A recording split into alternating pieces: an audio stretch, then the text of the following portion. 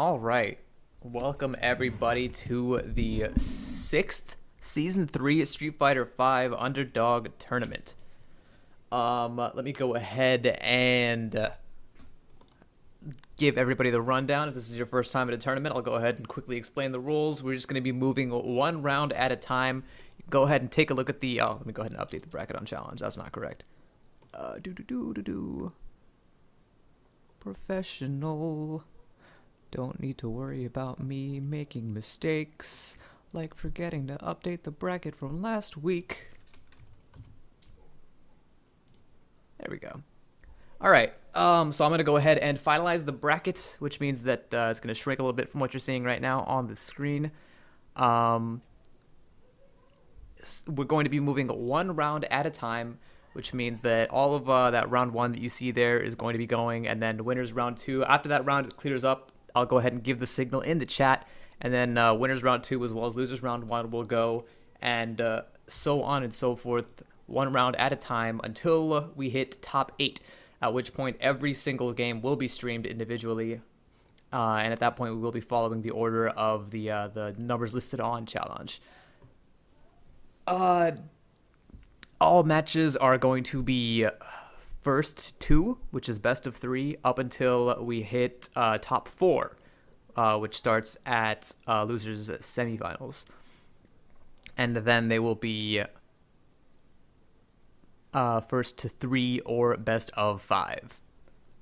So yeah, that's the quick the gist of it. If you want to see the entire full list of rules, such as ban stages and whatnot, there's a nice little pinned post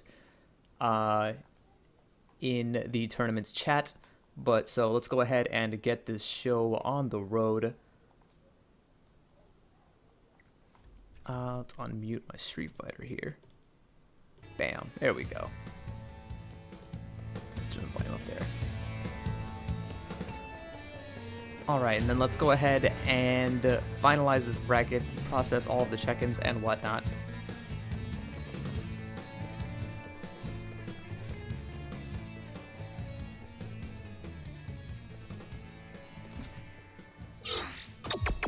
Battle Lounge. Alright, it looks like we are all set to go ahead and start this tournament. And it looks like we've got a pretty decently sized bracket this time around. We don't have like a super imbalanced round 1. Oh god, this Abigail theme. It's just, oh jeez, it always catches me off guard. Alright, so on my signal, we're going to go ahead and get started with round 1, and everybody's free to go ahead and get their round 1 match out of the way, except for the 2 that I'll arbitrarily pick to put on stream, which is going to be, let's make it Thrillson versus Arlie13. You guys are going to be on stream.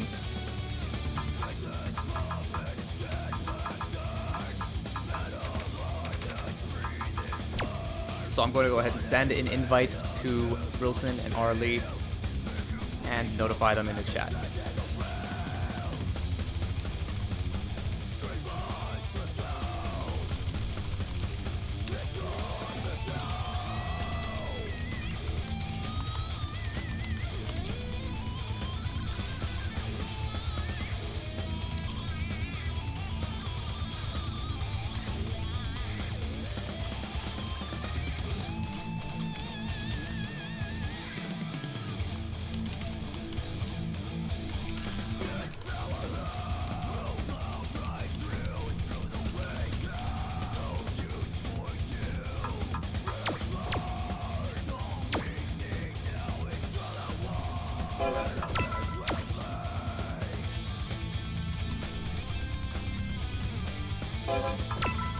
Alright, invite sent to Arlie and Thrillson. Arlie's already in here with his Alex. Just waiting on Thrillson.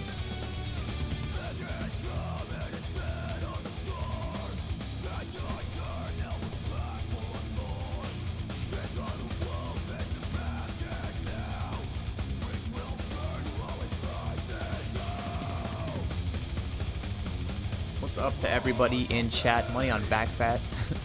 Gird those loins. Yeah, Abigail's theme. I can't explain why I don't like it so much, because it's not that I hate Screamo or that I hate metal. I just don't think this is a good song.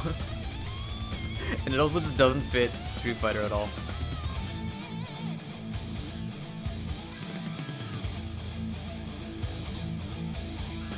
Thrillson, you around?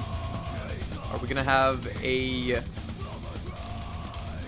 Are we gonna have a buy off of the first round, first match on stream? That's not gonna be very entertaining.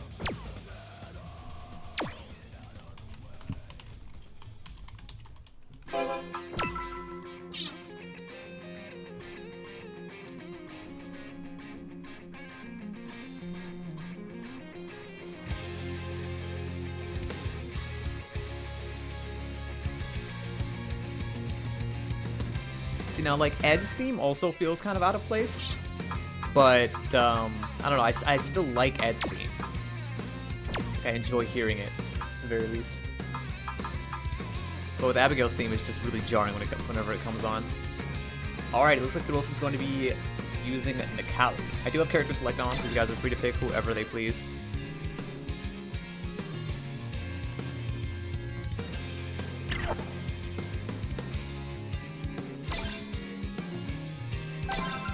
Alright, here we go.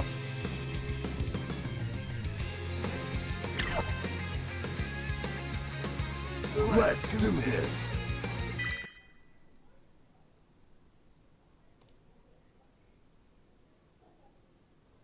Alright, just a reminder to everybody, somebody always breaks the rules, but do not start your round 2 match until I give the signal. Just want to be clear on that. We want to make sure that everybody passes safely through the first round before we get started with the second. I don't like parts of the bracket getting too far ahead. Round 1. I also like having my full pick of anybody to stream. Alright, looks like Arlie opens it up with a slash elbow, opens it up with another one. That was magnificently spaced. That one might have even been meaty. Ooh, good anti-air crouching heavy punch. Very difficult to do. Gotta keep your eyes in the skies in order to get that hit here to work. It's a connection with a double head kick. Thrillson with the wake up DP. I'm not even sure which DP that was. I think that was heavy. Big boot to the face. Here we go. Thrillson starting combo into projectile. Oh, which the meaty goes into command grab and it works. Block strength, backs up after that block stomp. Oh, here we go, the zoning.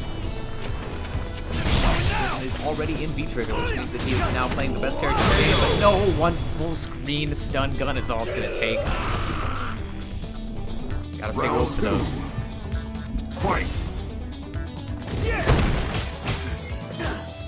Whips the command grab, whips the punish. Thrillson tries to go for some dash up command grab shenanigans, but you are not in V-trigger, my boy. You do not have access to that half screen dash just yet. Oh, what's the finishing stomp on that combo? Oh, the sweep into sweep makes up. Arlie didn't really do much with that clutch counter sweep there. That's one of those rare situations where you see a wild Alex Nogi. Ooh, which the critical art, that's kind of sucks. At least all his meter, but it doesn't matter where V-trigger. Wow! Time stop to react and get that whiff punish on that disc guidance. I love it. Arlie moving up one game.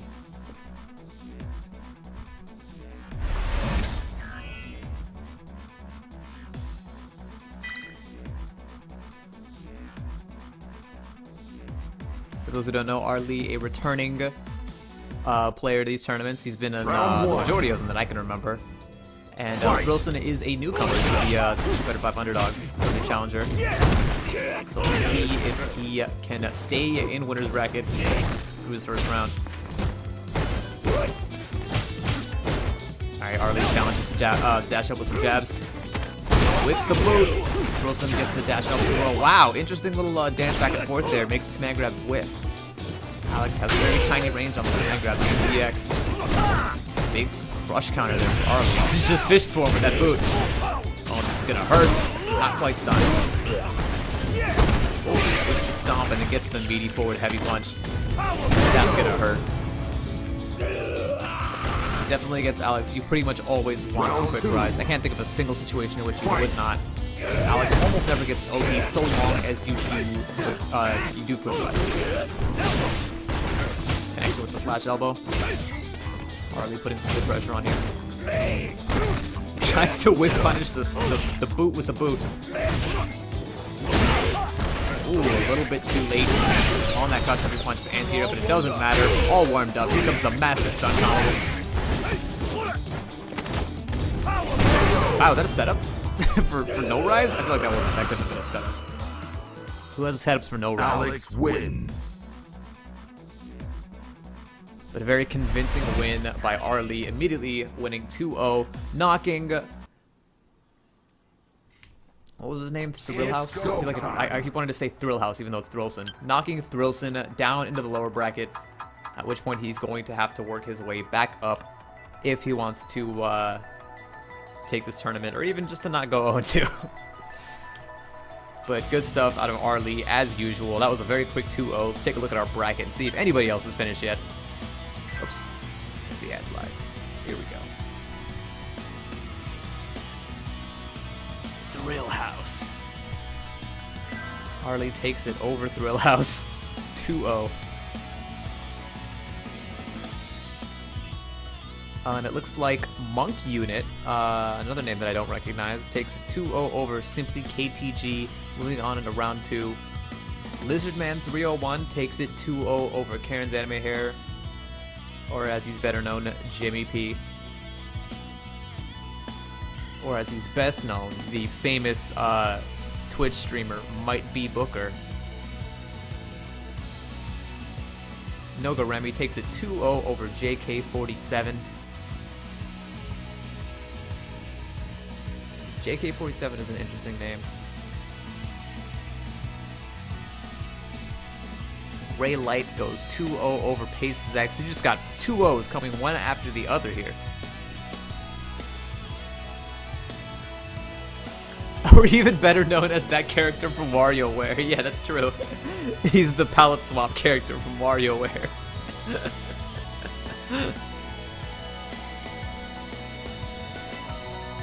Alright, we're going to be waiting on Iapollos versus Goldston, Cookie Cannon versus Blue Aurora Hippo, Backfat versus Raiden, and Crankshaft versus George.exe before we continue on. Trying to think of who I want this next match to be. Let me know in chat if you have any requests for people you want to see, or you can just request yourself. It's in Twitch chat. You want to be on stream. Go ahead and volunteer yourself. Backfat saying that Raiden isn't here.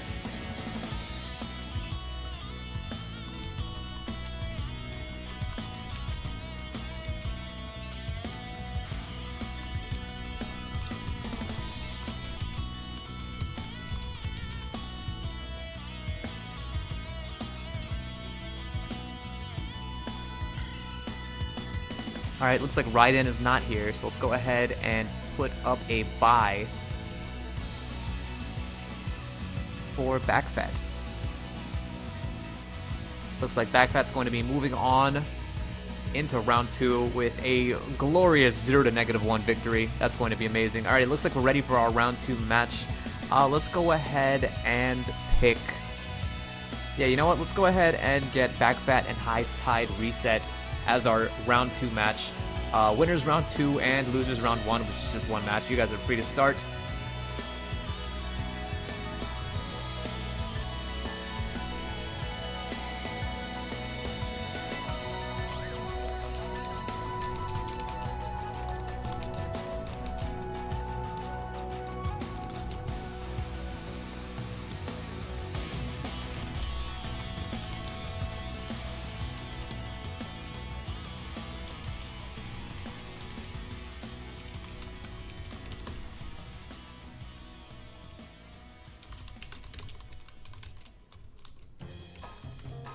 Backfat and who's his opponent?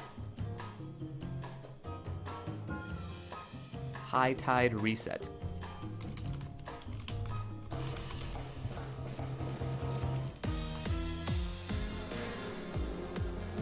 Should probably... Here we go. All right, let's go ahead and send them their invites. Back Fat. And High Tide Reset. Another unfamiliar name. So I look forward to seeing what these players can do.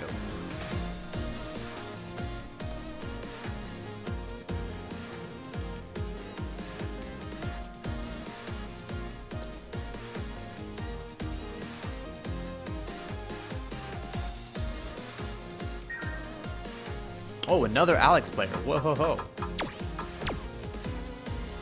Today is my lucky day. We've got the two most underrepresented grapplers.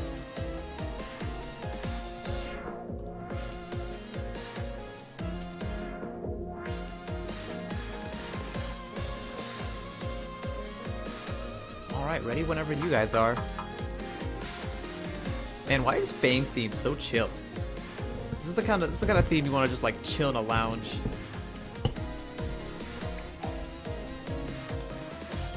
Drink some tea.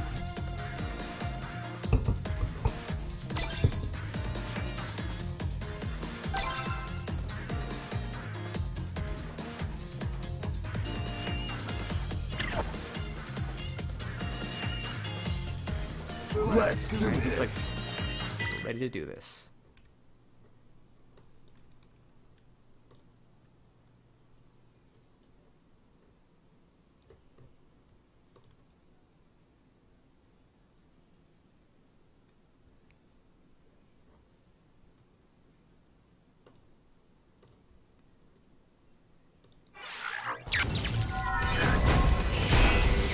Alright, surely enough, it is going to be Mika, Schoolgirl Mika, versus Pajamas Alex.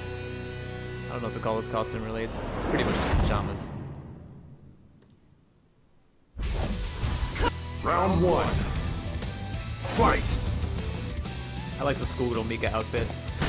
Honestly, she doesn't look anything like a schoolgirl, but still a good outfit. Oh, High Tide Reset with the neutral jump light punch? Alright, sure. And just the combo from it even.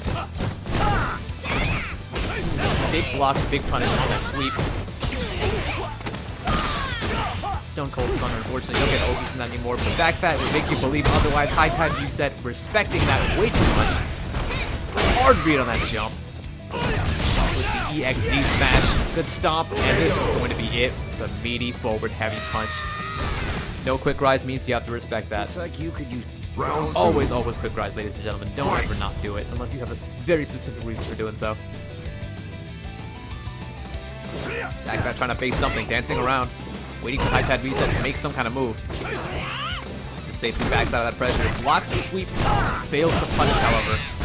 I actually don't know if Mika's sweep is fast enough to punish that. I know she does have options though. You don't always want to punish sweep with sweep. Ooh, big jumping heavy kick. Recognizes that it's too far for anything related to combo except maybe for that EX beach. Big standing heavy punch. That's minus. Giant swing. That's going to be a lot of damage, and the forward heavy punch is going to get the stun, and this should kill. Oh.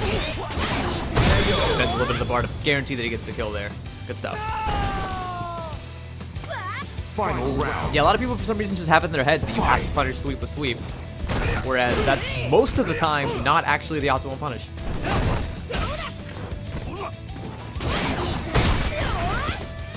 Big anti-air with, I always forget what that move is called. You kiss. Wow, just YOLO CA out of High Tide Reset. Nobody ever sees it coming out of the character with no DP. Oh, here we go, V-trigger activation into the knee. Actually does get OP off that move. Oh, wow. Just stuffs that sledgehammer with a clap. And apparently that clap just beats sledgehammer clean. Even if you parry it, you still get grabbed for some reason. Mika wins.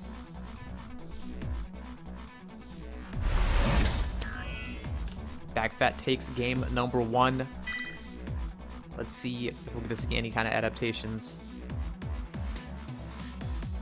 out of our Alex player.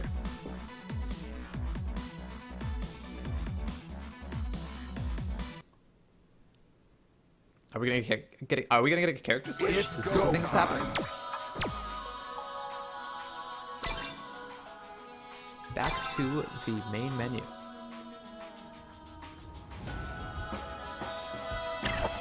See, now the clap is 2 parts. But Sledgehammer should be able to parry any kind of sequential hits, right? And so clap is a hit and then a grab. But you would think that the second part of it is a hit grab, and so you'd be able to parry it. But it's not. It's actually a proper command grab for whatever reason. And so it actually cannot get parried by the Sledgehammer. It just grabs. It's a very interesting dynamic, because you actually can parry hit grabs, like Boogie's Ride Up.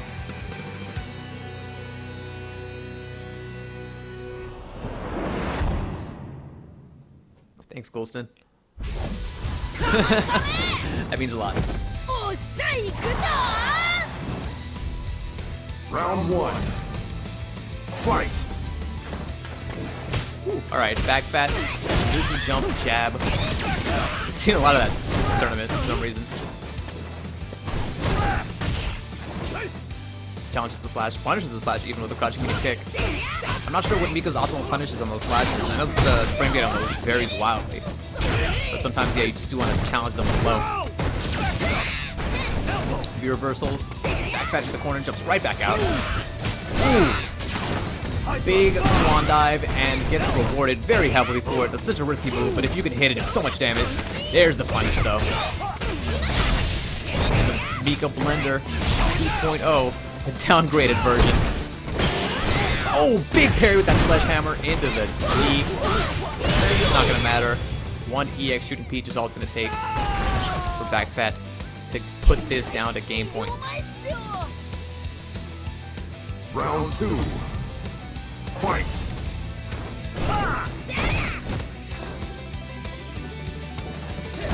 Whoa, okay. Body splash. Doesn't really catch anything with it. But doesn't get opened up either. Huge cross counter. That's a lot of damage. Wow! Recovery was so instant after that. Ooh, V-trigger activation. There's the parry into the Sledgehammer. Okay damage. Doesn't connect with the meaty forward heavy punch. He's going to pay very, very heavily for that. Here we go. One more hit. Back fat is going to move on in the winner's bracket. High Tide Reset is going to be knocked down in the lower bracket. But it's okay. I'm confident that he'll do just fine there, and we'll be seeing some more of him in top 8, hopefully. Good stuff out of back fat. It's always fun to see Mika's. It's fun to see Mika's and Alex's. In Season 1, you saw Mika's and Alex's literally everywhere. Especially Alex's in our Underdog tournaments, but this season it's actually a little bit rare, so it's a refresher to see that. Whew, man, I feel like we're blazing through this tournament this time around. Yep, those back fat taking a 2-0 over High Tide Reset. We've also got Crankshaft taking a 2-0 over Monk Unit. Noga Remy taking a 2-0 over Berserk Zero, aka Undead Gentleman. Herb taking a 2-0 over Lizardman 301. Cookie Cannon 2-0ing Bobcat Man. Lots of 2-0s. Have we had any close matches? Arlie takes a 2-1 over More Crabs. There we go. That's what we should have shown. And we're still waiting on OK Khalid versus Ray Light. And Smitty Latimer, gets 2-0'd by I Apollos. Is everybody here? I don't think OK Khalid is on Discord, says Ray Light. CFN isn't the same on Challenge either. Yep, alright. Giving a bye then.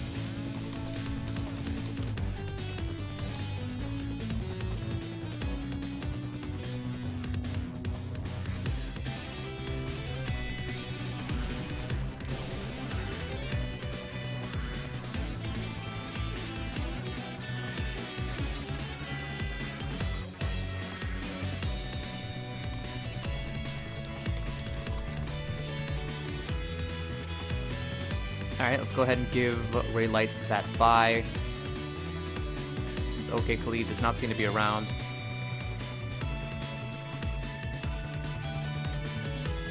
And let's just go in and make sure that, that sticks. So I think Raiden was one of our no-shows. And Khalid was the other. Let's see, there he is. Okay, Khalid. I don't understand how people check in and then just don't show up. That's interesting to me.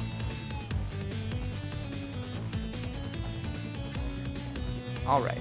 So it looks like we have almost made it in the top 8. Let me quickly label these brackets before we continue.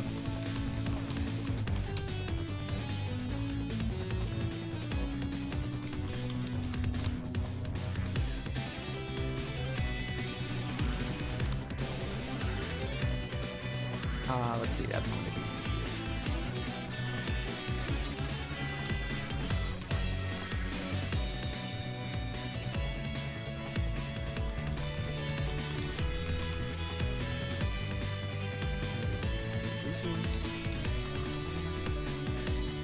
Oh, bam. Okay. Looks like we are all set to continue on with the next round. Next up on stream, let's who haven't we had on stream yet? Let's have Cookie Cannon versus iApollos as our next game that's going to be on stream.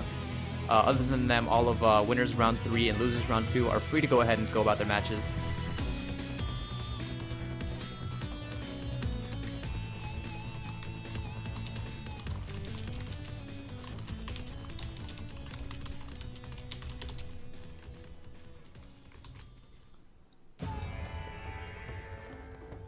Who did I say can go?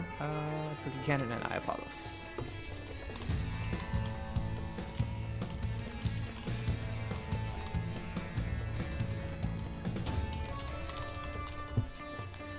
Alright.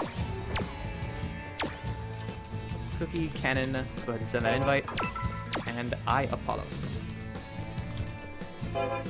Beautiful, this is going to be a good match. Cookie Cannon and iApollos, 2 regularly high ranking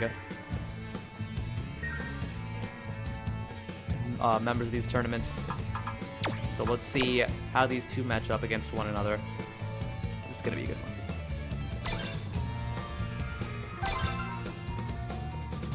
iApollos saying, Mount, I want to get bodied on stream. I didn't even see that. That was purely coincidence.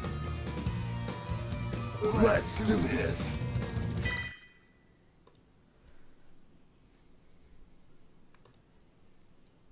Yeah, don't worry if you're not tuned into the stream. I try to make sure that I write everything down in the Discord chat right after I say it on stream. There's actually a lot less. There's actually a lot less delay than I'm used to.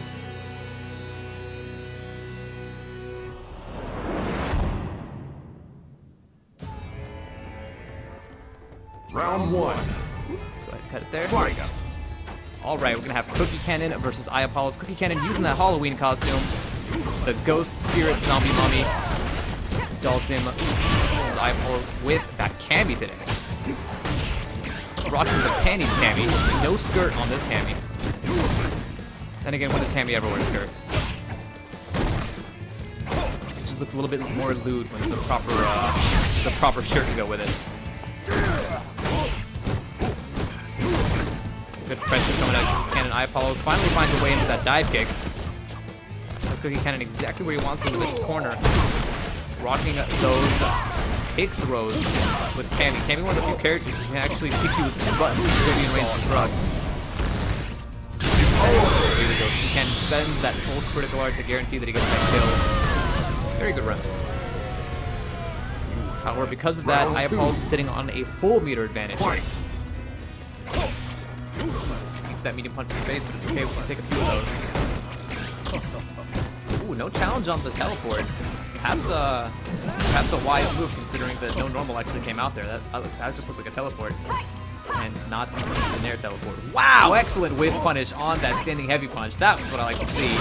iApollos standing at the exact perfect range for that. Trying to bait specifically that button out. Beat it with the crouching medium punch. iApollos using the Karen tech actually. That's the kind of thing you normally do with Karen. Literally this exact same tactic. Oh, he's kind of shown his hand now. He needs to dance in and out of that range if he wants that to work.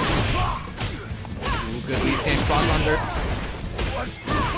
big hit confirm. This stun, and I believe... Nah, this might not be enough to kill. Let's see that meter.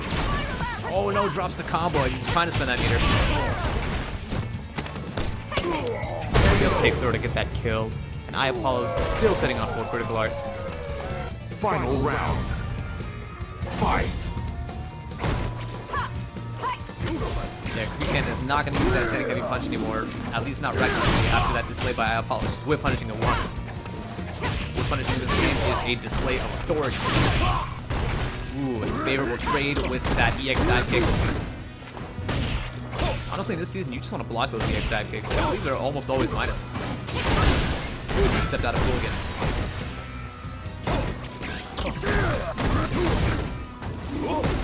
Ooh, excellent space dive kick. You see how he hits just as low as possible? That is what you want to do with those soft kicks. Another excellent hit confirmed. He's going to be more huge damage, close to stun.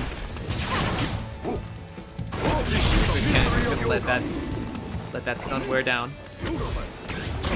Out of risk of stun, but now still in risk of death, sitting on some pretty low health.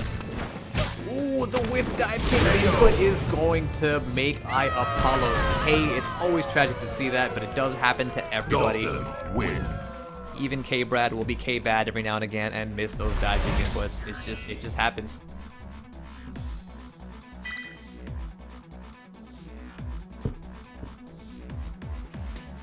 That is game 1 for Cookie Cannon.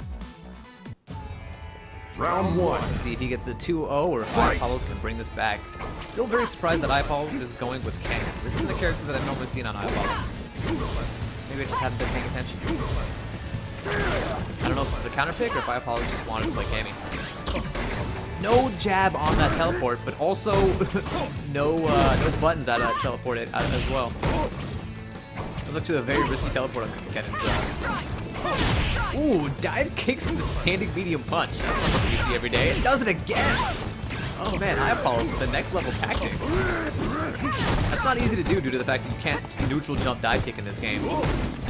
So Apollos has to make some space and then jump forward, dive kick, and then create that space again for that to work. Apollos has a pretty nifty movement going on. Looks like Apollos is specifically trying to catch those limbs with those dive kicks. Cannon just narrowly able to stuff that V skill. A little earlier, a little later, it wouldn't have worked. Wow, the frame trap is just getting a heavy punch and the V trigger to get that confirmation. So smart until I can see. Ooh, and the shimmy with the crouching medium kick. Apollos. Bringing the hurt to Cookie Cannon. What's up, Shots Guy Mouselop? This is the the new Challenger Underdog tournament. It's a tournament for members of the new Challenger Discord that is rank limited to 0.7499 league points. That's anything below flat. Good take throw by Cookie Cannon, working on a stun here. No challenge on that crouching light kick, which is which is always negative. Cookie Cannon with a very convincing round there. Apollos does have a meter advantage here, almost full meter here. One more standing medium punch to the face, and then she'll help the meter. There it is. However, Cannon off to a great start here. Good blocks here by Apollos. Spends it all on dive kicks. It doesn't matter. Let's just dive kicks some more. Another excellent confirm. Oh, another excellent counter hit confirm out of that standing heavy punch. Uses the time stop on the V trigger to give himself a little bit of extra time. Drops that same combo again in the point that would have killed. Oh no, is Apollos going to pay for yet another crucial drop? So much gray health. And it's not going to come back. It doesn't ever come back. Look at that. It's hardly regenerating. There we go. It's all gone just like that with one standing heavy punch. And then the EX spiral arrow through the Yoga Fire is going to be all that Apollos needs to put one up on the board, tying it up 1-1. Good stuff by Apollos. You know, for somebody who I'm used to playing Laura, very, very good, solid fundamentals and confirms out of Apollos' Cammy. Round 1. What the fuck is Cammy wearing? Cammy is wearing an outfit with no pants, which is pretty much what Cammy always wears, right? All the throw loops. These aren't even reroll. The cannon knows it, which is why he just wakes up with a button. Should not be able to let Cammy do this to you, and yeah, Cannon knows. High Apollo continue to use those fake solos. Good V reversal. Gets himself out of the flame carpet. Good jab there. Cookie Cannon knows his frame data. Lots of empty teleports coming out of Cookie Cannon, and I'm not sure that he means to do it. He definitely did not mean to jump back like kick there.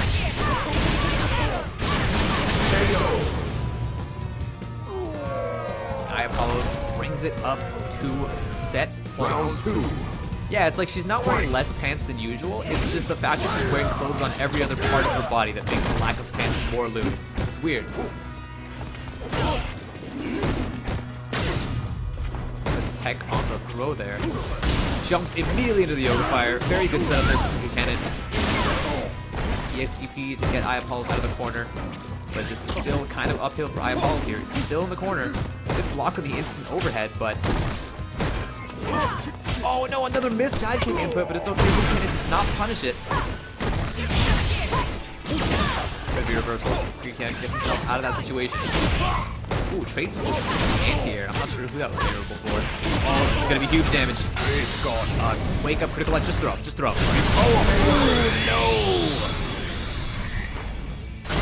Apollos was either already pressing a button or didn't know that you could just throw Dawson out of that critical art after the super flash.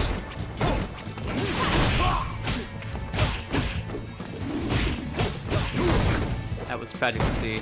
That wake up critical art should never work. There's literally no reason for it to ever work. Dawson at least. Ooh, excellent confirmation out of the dive kick there. Apollo's playing extremely dive kick heavy. Wow, just interrupts that on hit with a standing heavy punch. That was pretty nuts. Oh, gets the counter hit there, but doesn't turn, but it doesn't matter. Picks it right back up off the ground, blows the dust off. Cannon sitting on full critical art. He's probably going to just spend it. No, there it is. The X-Fire baits the jump, and the anti-air crouching medium punch is all it's going to take. Dawson wins. Yes, you can just match throw and beat his wake up super on reaction, and you know what? The fireball doesn't even come out. It just beats it clean. It's something really stupid, like Sim is throw invincible during the first 4 frames of his critical art, but all throws have like 5 frames startup, and so it doesn't do anything. And you can literally just throw him. But yeah, good stuff to Cookie Cannon, taking it over Apollos' Cammy. And moving on through the winner's bracket. Apollos, I'm sure we'll see him again. That was a very powerful looking Cammy. And it actually does look like playing Cammy has improved his fundamentals a little bit. Those are some very godlike counter hit confirms that we saw there out of Apollos. Alright, it looks like top 8 winners is squared away.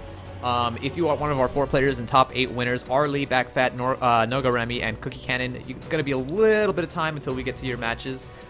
So go ahead and sit tight. Go ahead and get some refreshments if you must. And we're going to have, what, like a couple more rounds until we get to you guys. So we have 2 more losers rounds, and then we will be able to start going through top 8. We'll be streaming all of our top 8 matches. We're still waiting on Bobcat Man versus Simply KTG. I think Simply KTG was about to forfeit his losers match, and then he won it. And it looks like he might still be playing with Bobcat Man.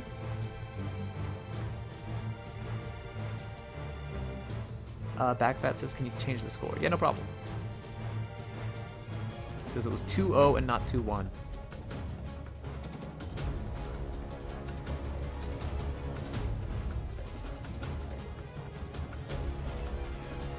It was 2-1 and not 2-0. Well, never mind then. Sensor was already on. Ah, change that back. Woohoo, yeah. Alright.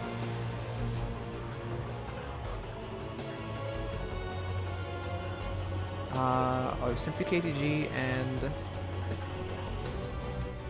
Bobcat Man. Oh, looks like Bobcat Man takes it over Simply KTG 2-0. And Simply KTG is going to be knocked out in losers round 2. However, I'm glad you did not just forfeit once you hit losers. You did manage to get a win under your belt. You did not go 0-2, and that's all that really matters at the end of the day. Looks like we're ready to move on and do losers round 3. On stream, we are going to have, very tempting to put Jimmy P on stream, but instead we're going to have to do Monk Unit _ versus More Crabs. That's going to be the game that we will have on stream. Let's go ahead and let them know. Losers round, where was this 3?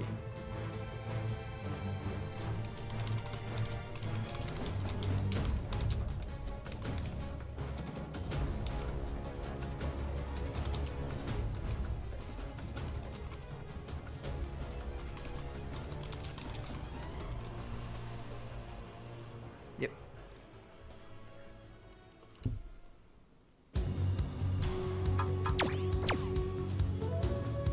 Alright, let's go ahead and send invites to Monk Unit _ Yes, and More Crabs.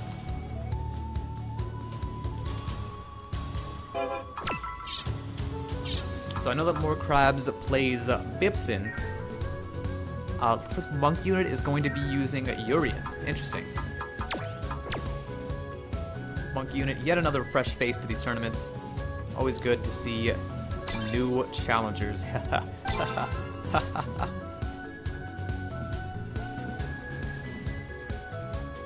Bump up the caster volume? Yeah, no, it's no problem at all. Bam. Let's do this. Bumped. Yeah, it's always hard to get those audio levels perfect, so just let me know if anything is too quiet or too loud, and I will adjust them on the fly. Thank you for that, by the way.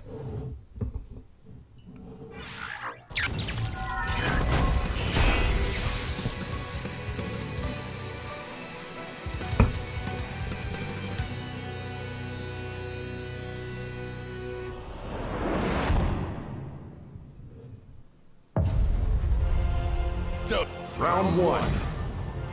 Fight. Alright, Monk Unit with Urian versus More Crabs and the, I don't even know what to call that outfit. The Fire Emblem, the Fire Emblem Dictator King outfit. Good backdoor into the corner from More Crabs. No quick rise means that More Crabs is free to do whatever he wants on Wake Up. Good patient blocks out of Monk Unit.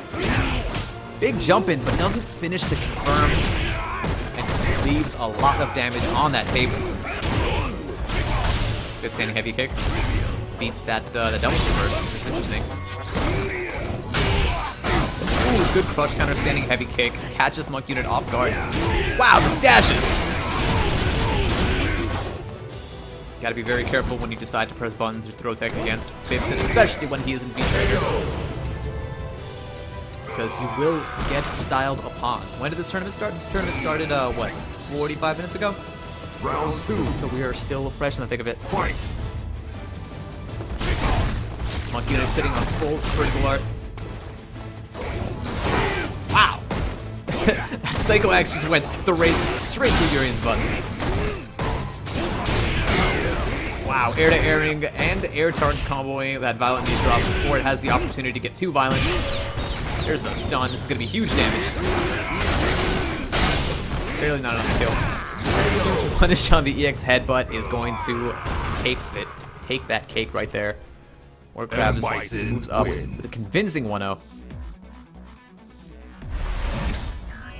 Shaska Ocelot, these happen once every 2 weeks, roughly. Sometimes we take weeks off.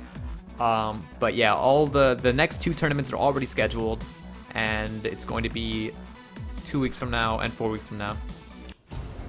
If you want to sign up, the brackets are already live. Fight. Monk Unit trying to figure out how to work his way forward. Excellent V skill, absorbing and shooting back that fireball out of More Crabs. Totally aware of his options and good reaction. Good doubles reverse. Monk Unit doesn't quite know what to do against that. It's okay, I don't blame him because I don't either.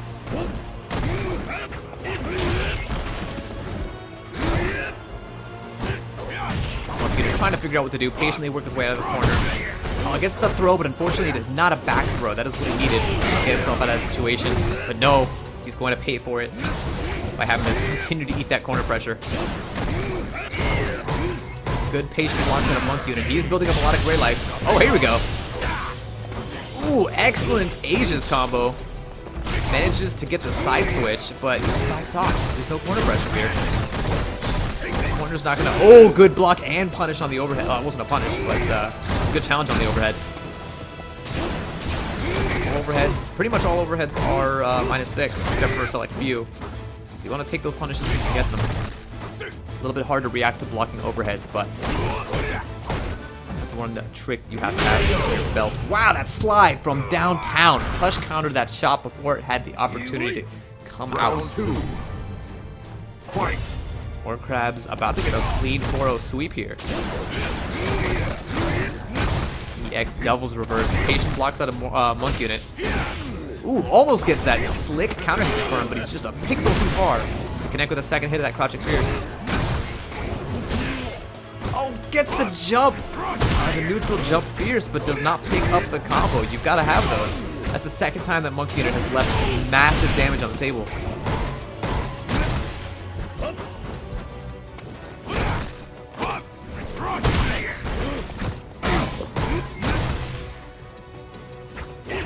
Monk unit not really sure how to approach here. You know what Monk unit is not using? The one button that can outrange Bibson, and that is forward medium punch. Such a great button for closing the distance. It advances forward, and it has about the same range as Psychoax. Good overhead, doesn't pick it up! Again, this is the third time damage has been left on the table. Monk unit is just getting so many opportunities and letting them slip through his fingers, but it doesn't matter. There's one round. How irritating. Final round. I can imagine those drops are irritating. I'll savor this. Oh, savor at the beginning of the round. Does he have anything in mind? Still got that armor. That dark-skinned tan armor. Ooh, that was a good opportunity to use it. Wow. Good connection with the standing heavy kick, anti-air. Back in the corner. Tries to challenge that scissor kicks, but it looks like it was meaty. Oh no, the throw loops. There we go. Throw me twice, shame on me.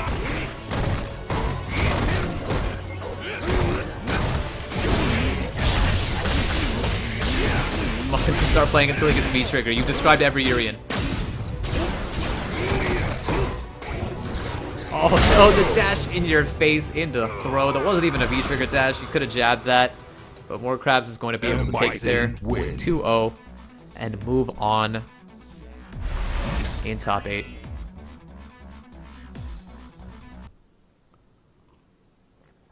Mr. Fox growls at Ibuki's overhead. No, see, the thing about Ibuki's overhead, the reason that it's -2 instead of -6 is because of the fact that it's thrown vulnerable and you can combo out of it. What was my point again?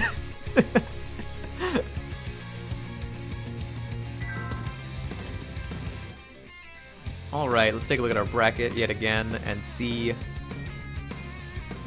how are we doing. Well, I mean, I guess I'll look at the bracket because it doesn't actually scroll down before. But More Crabs manages to take it 2-0 over Monk Unit. Monk Unit, good display. Work on those confirms definitely. You do not want to be able to, do not want to leave damage on the table like that, especially when you get those huge jump-ins. I recommend just starting to train in the lab with the dummy on random guard and just practice backing off when your hit confirms get blocked and going for that damage when they connect. You've definitely got to have a sixth sense for that kind of thing. We're still waiting on Smitty Latimer and Bobcat Man. Paces X versus Berserk Zero. High Tide Reset versus Jimmy P. Still waiting on those matches. Hopefully all these guys are playing with no problems.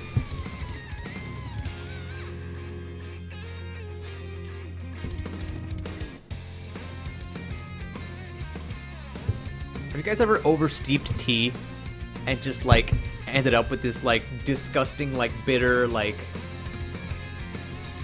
tea is supposed to be like a little bit bitter, right? But sometimes when you just leave the tea bags in there for too long, you start to be like, all right, this isn't what tea tastes like. I don't know, I feel like I'm tasting a little bit of the tea bag, maybe some of like the staple they use to close it. Like it's not, I'm not drinking tea anymore. I'm just drinking like disgusting water. I mean, I'll keep drinking it, but yeah. Maybe even talking to the round crowd. Maybe the EU crowd is the crowd that'll get me on this. North Americans don't really drink tea. We drink alcohol and coffee. I mean, I love some coffee as well.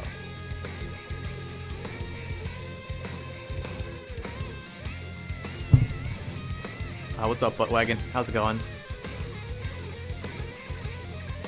Alright, let's see. Are people done yet? Can we still... Wow, not a single one of those 3 matches is cleared up. Come on, guys. What are we timer scamming?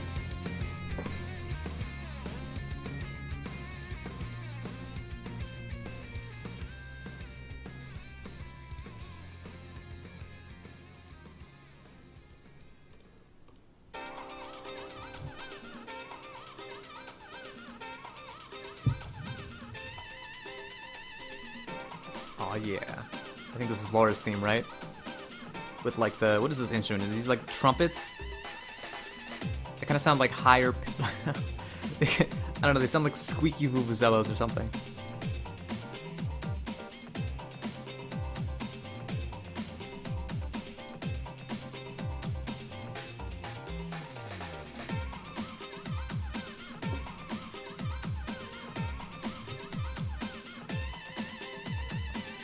An imperialistic British scheme. That's exactly what it is. Americans don't drink tea. We throw it off of boats. That's what we do.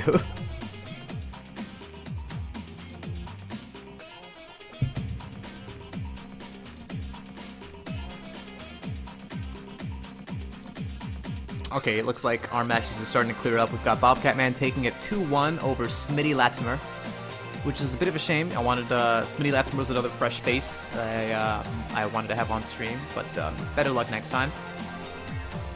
We also have Karen's Anime Hair taking it 2-1 over High Tide Reset. Good stuff to Jimmy P. Sorry, High Tide Reset.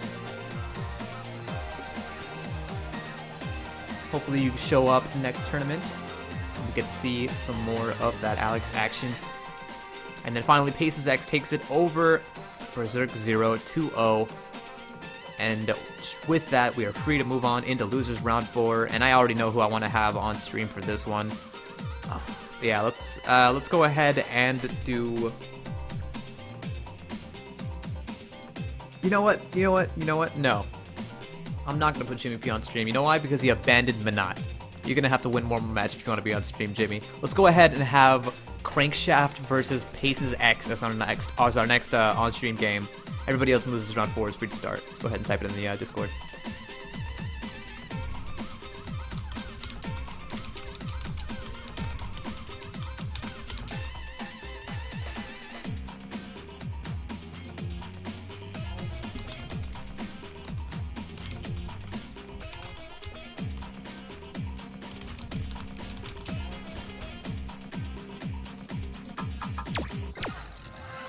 Alright, sending invites to Crankshaft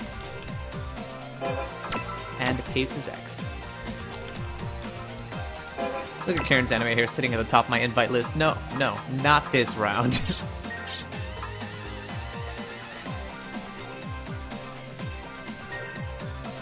Alright, Crankshaft with the Balrog and Paces X. Looks like he's using Gibson? That can't be right. And again, maybe it is. Let's see how this goes. Character select is turned on, so these guys could be playing the character select shuffle on me.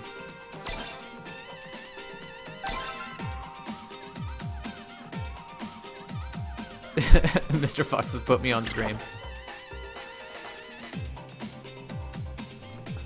Let's do Fox, you're platinum, right? You're above the rank requisite.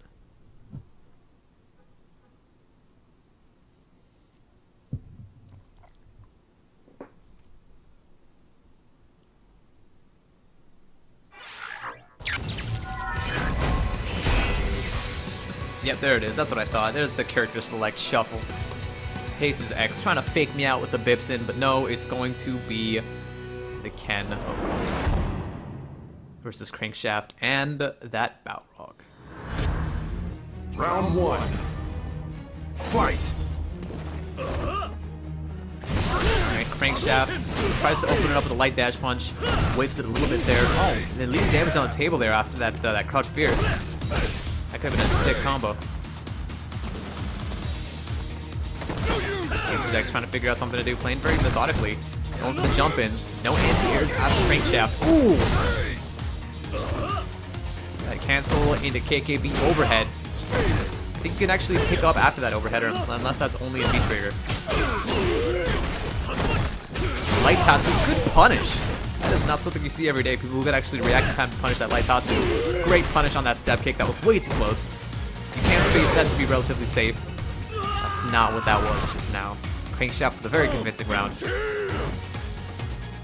Round 2. No anti-airs that round. However, he did have a solid defense and good punishes. That's all it took. Ooh, great KKB into Buffalo swing through that fireball. There's the anti-air. And of course, Pace's X lands and immediately does a light DP, as any self-respecting Ken would. Excellent punish on that overhead. That's what I like to see. Oh, wow. The sick confirms. Crouch medium punch to the standing medium punch to the counter hit. Pace's X sitting on an advantage here. Oh! Godlike combo. Didn't even need to spend the meter. Just did it because why not? But that was actually surprisingly sick. The neutral jump roundhouse, and then recognized that he was too far and that only his medium kick target combo would have reached. Some good stuff out of Pace's X. I just wish that he would not have blown all of his meter, because anything would have killed there. He might be paying for it now, unless he can manage to win this round even without meter. Those fireballs are kind of risky, especially on Ken. Ooh, the run into crouching light kick. Doesn't pick it up, unfortunately. A little bit too far for the standing light kick to connect afterwards. There we go. Picks it up after the overhead. What I would like to see out of Pace's X is where he's ending those block strings with the fireball. Use EX fireball instead. Very good way to keep your pressure going. I like what Pace is going for with those runs into crouching light kick. Ooh, there we go. That's what I like to see. It confirms out of those lows. And that's going to be it. I'm pretty sure that was meant to be an EX DP, but EX Fireball killed as well. I mean, maybe he meant for EX Fireball. Maybe some juggle stuff that you could do after that. But good comeback there by Pace's X. That's what I like to see. He very quickly tightened up his gameplay. Made the adaptations he needed to make to open up Crankshaft.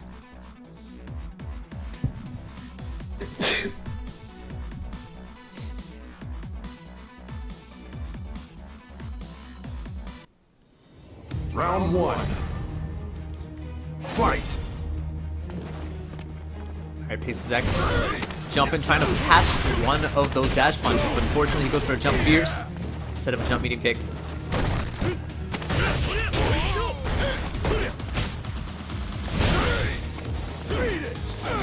I like to see that Pace's X is he is jumping in, but it looks like that's not exclusively how he's trying to get in. So as a result, Crankshaft is having to keep his eye on both the skies and his toes, which is very difficult to do, which is why you see Pace's X able to open Crankshaft up so effectively. Sometimes even if you have the strongest ground game in the world, if you don't jump in every now and again, it will be too easy for your opponent to counter it. You need to keep them on their toes. Also, thanks.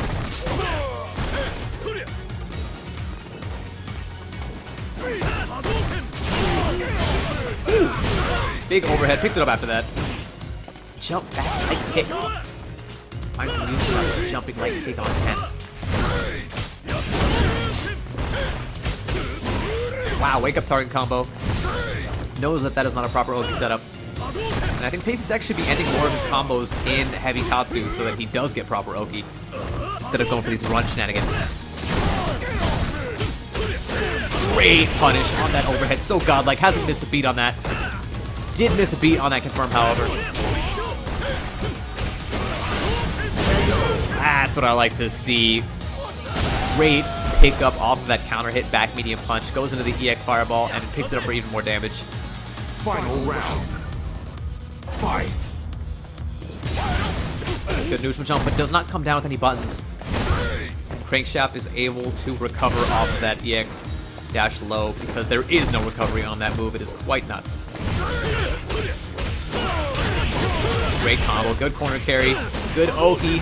Does not have the... Wait, what? I think that was supposed to be EX Fireball. He had the meter for it, it just didn't come out. Another shot, like 3 for 3 on those punishes. This is going to be so much damage.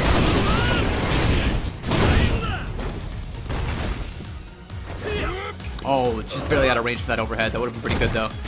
Almost caught Crankshaft's buttons with that. That would have been sick. Oh, the overhead worked that time, but he failed to pick it up. Good blocks on the target combo stomp. Good tick throw. Oh, this might be it. Pace's X. That was a really wonky looking combo, but it worked. That was pretty sick. Pace's X is going to move on into top 8 2-0 over Crankshaft. I don't even know what that combo was. Was this like standing light kick, V-trigger, standing heavy punch, Tatsu? That was such a weird combo. I like it. It's go time. All right, good stuff out of Pace's X. Let's go ahead and take a look and see what our bracket's looking like now.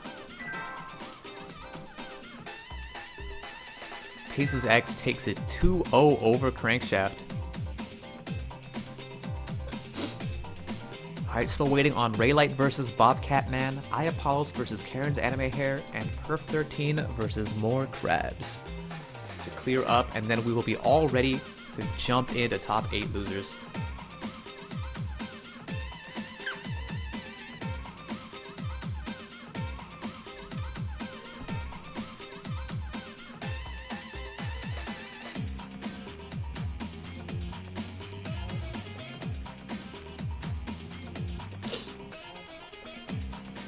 You know, after the season 2 nerfs for Ken, a lot of people were thinking that, you know, he was going to just become useless. He was going to become Ryu. But it's good to know that Ken still does have his niches. There are still reasons to pick Ken, and there are still things that Ken can do that other people can't. Like, he does still have like the second best overhead in the game. He does still have excellent pressure with his target combo into EX Fireball shenanigans. As long as he has meter, he can continue to frame trap you just over and over again. And it is pretty powerful.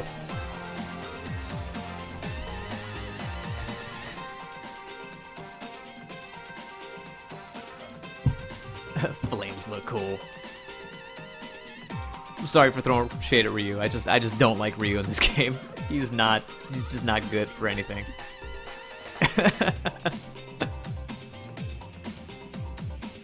I'm sorry, but when Daigo drops Ryu, that means something's wrong.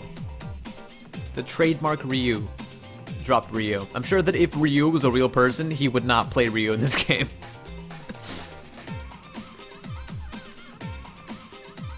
Looks like Raylight takes it over Bobcat Man 2-1. We're still waiting on... Oh, no, Iapollos takes it over Jimmy P 2-1 as well. Sorry, Jimmy P, but you are not going to be able to make the stream this tournament around. You made it pretty far, but unfortunately you just barely did not make the stream. However, it looks like we can go ahead and get started with top 8 losers, starting with Raylight versus Pace's X. So let's go ahead and send those to their invites.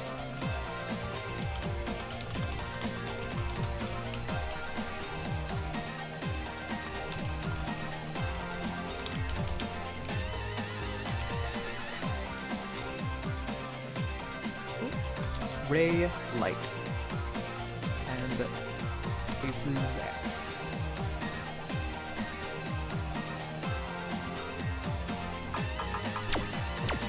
As a reminder, do follow the numbers listed on challenge to know what order we'll be doing these matches in, so that I don't have to call out every single one, and you can be ready once it is your turn.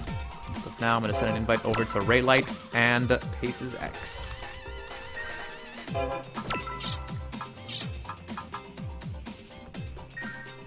Alright, and it looks like we're ready. Pace's X right back in here, and it looks like it might be Ken versus Laura.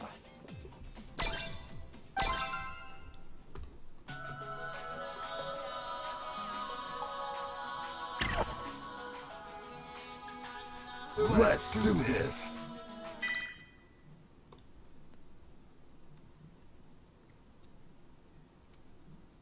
I don't believe I've seen Raylight play unless we had him on stream this time or this tournament.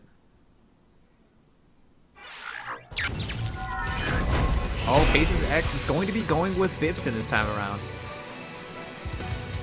Interesting choice. Honestly, between Bison and Ken versus Laura, I'd rather have Ken, but it's probably because I don't play Bison. That might explain it. Round 1. Fight. Oh, let's go ahead and show the game footage. Bam!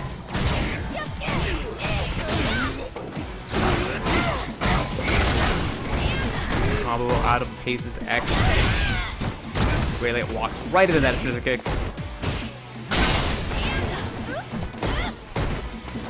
I can't tell if we've seen this Bison out of Paces X before. I feel like we might.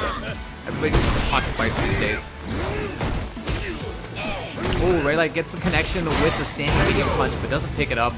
Doesn't do anything with it. And that is going to cost him that round. Round 2. Fight.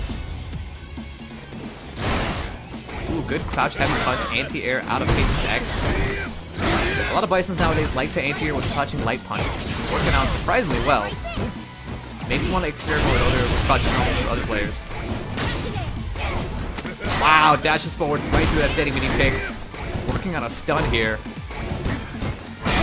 Raylight does not spend the V-gauge to get that reversal, and is going to pay for it in the form of that set. Game volume's high? Let's turn that down then. And Bison wins.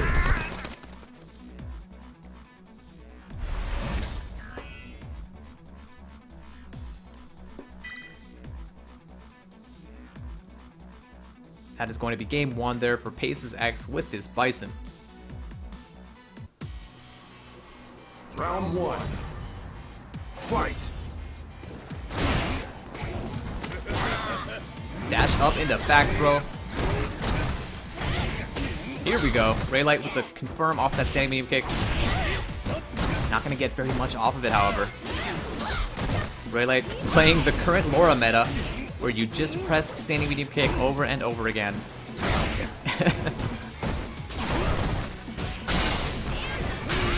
Good corner pressure coming out of Paces X here. Unfortunately, uses the wrong level of Cycle Ball to combo there. You can tell Paces is a little bit less comfortable with Bibson than he is with Ken. Yeah, I'm not gonna lie. Raylight was mashing standing medium kick, but almost every single one of those standing medium kicks worked out for him. So, I mean, if it works, keep doing it. Good counter hit confirmed there out of Raylight. Goes to the twisting barrage meaty, but unfortunately that's still -1. You will get challenged there. Oh, another dash forward straight through the standing medium kick. Paces X has gone 2 for 2 on those. Oh no, the fake dash up command grab shenanigans. You have to respect it at least a little bit because of those blue meaties that could come out. That's going to be a round up on the board for Raylight. So that's a little bit of an interesting situation that Laura gets after most knockdowns, where she can get a meaty, but she cannot get a meaty command grab.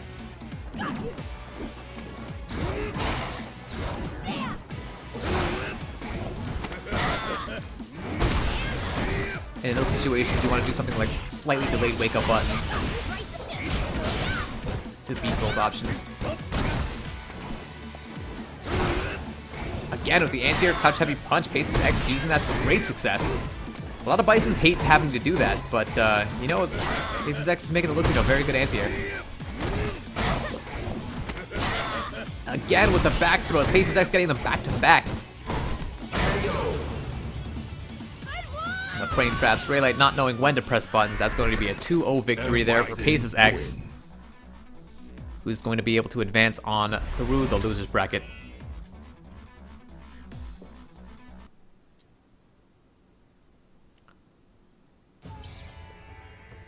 Also, yeah, sorry that I cannot actually scroll bracket down to show the loser's bracket. I'm afraid the technology is just not in my hands right now. Eventually, I will fix this setup so that I can do that. But it's just not in the cards right now.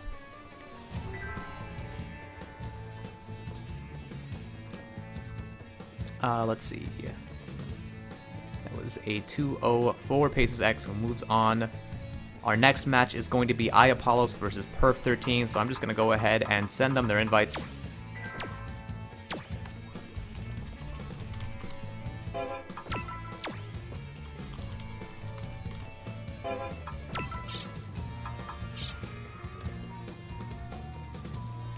iApollos, we've already seen this tournament, and Perf, previously a Guile main, recently switched to Balrog, and he is the most tap-happy Balrog I've ever seen in my life, and it works.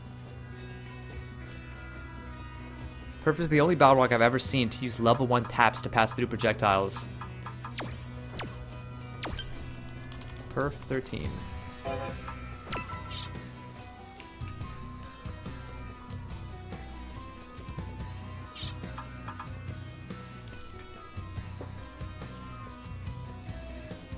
Yeah, scrolling is some nasty shit. I'm afraid I don't know how to do that yet.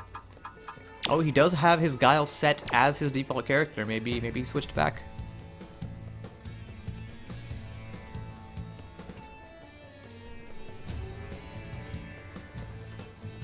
All right, ready whenever these guys are.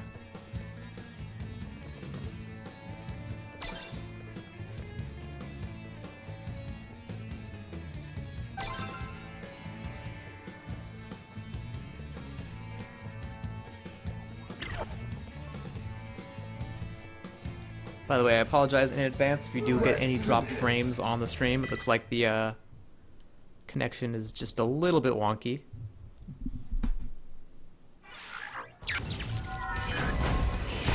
Yes, and it is in fact going to be Guile coming out of Perf13 this time around. I don't know if he's just been playing Guile lately, or if he feels like this is a counter pick to Laura specifically, but we'll find out. I do think that Guile is a pretty good pick against Laura, so. Fight. Ooh, Perf going for the Sunburn Guile. Sunburn Guile with the camo. Wow, Perf just immediately playing the zoning game, not trying to do anything else. And iApollos just respecting it.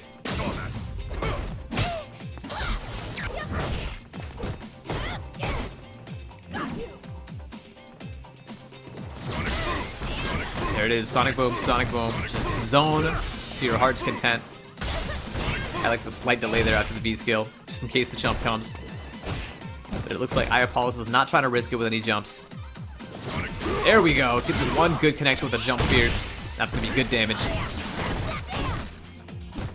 That's the thing about the Guile matchup. When they play a zoning game, it feels a lot more uphill than it does, but just one good read on a boom, and bam, you are in, you've got good damage.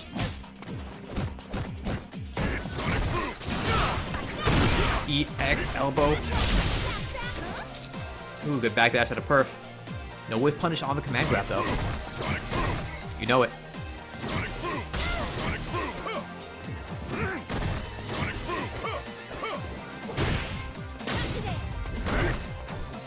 Blocking the upside down kick. It was kind of a weirdly placed upside down kick. There we go, that was a good one. And it confirms it the critical art. Just barely doesn't kill. Good overhead there to take that little bit of damage. Round 2. Fight.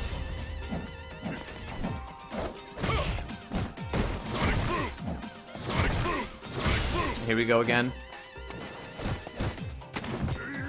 Just when you think the fourth Sonic Boom is going to come, there's the jump in. Standing medium kick. Good far anti-air. Good block on the upside down kick. Oh, the first somersault of the game. iApollos has been very, very lax on the jumps. Good to know that Perf has not been lax on the anti-airs.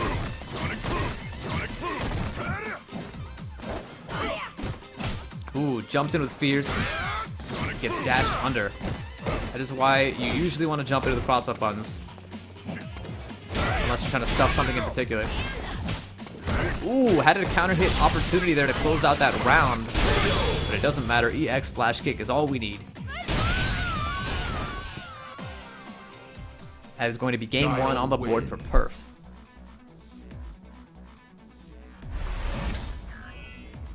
Yeah, honestly, this mod that I have installed in particular, it's a little bit overkill. And it's actually really difficult to uninstall now.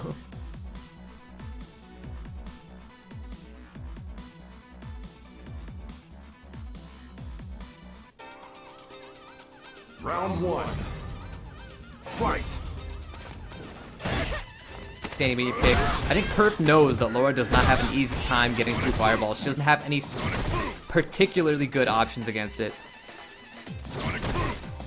And so he's trying to just have some slightly unpredictable fireballs. And just force Apollos to have to make some kind of a risk. Here we go. Apollos finally gets in. Not picking up these counter hits though.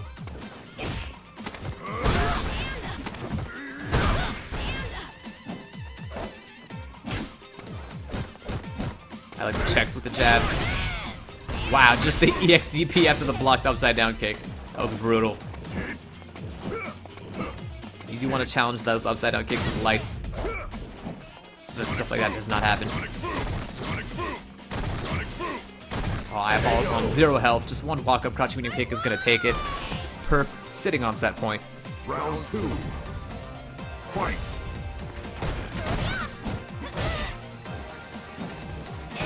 Oh, looks like he messed up the input on the flash kick there.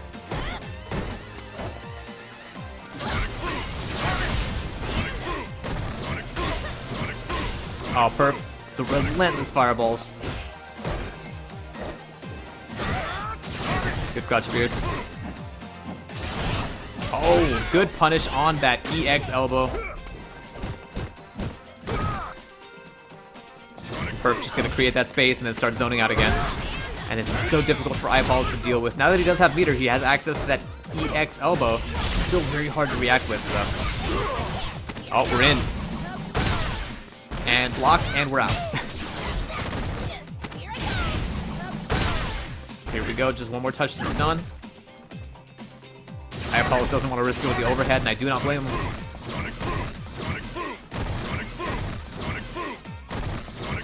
Oh, man. Apollos has to play the patient game here. And the thing about zoning Giles is that once you block that first boom, you are suddenly at such a huge disadvantage because all of a sudden you can't jump the next boom early enough to actually get a punish.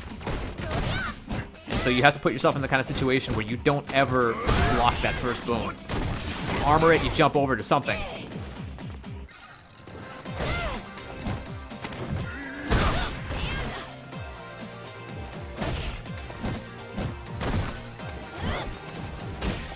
Alright, looks like Perf is just going to ham right now. He is sick of playing the fireball game, and he's just jumping in. If his spacing was a little bit better, it'd be working. Wake up, jab, somersault. Do it. Flash kick.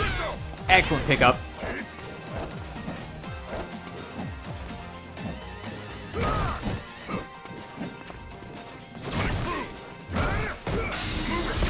Oh, is this going to be the chip kill? No, Apollos has access to V gauge, that V reversal, but it doesn't matter. Perf 13 is still able to close it out with a crouching jab. I do like the the awareness out of Apollos to V reversal that to avoid that imminent death. However, it looked like Apollos was not ready or just did not know how to handle that super offensive zoning Guile. And that really is the golden advice when you're up against a zoning Guile with a character with no particularly good options to get through fireballs. You do not want to put yourself in that situation where you block that first sonic boom, because it is all downhill from there.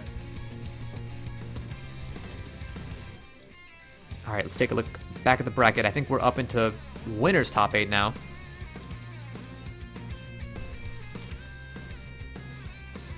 Perf takes it 2-0 over Apollos, who's unfortunately out of the tournament at this juncture. Our next game is going to be Arlie13 versus Backfat, so I'm going to go ahead and send my invites to them.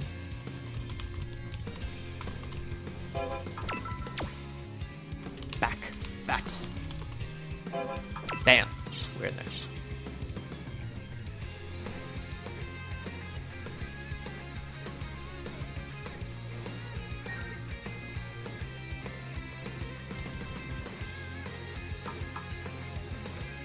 Backfat with his impressive Mika. He's going to be up against Arlie13 with that Alex. This is going to be the second Alex-Mika matchup that we're going to see, I believe. Arlie? Yeah, he's here.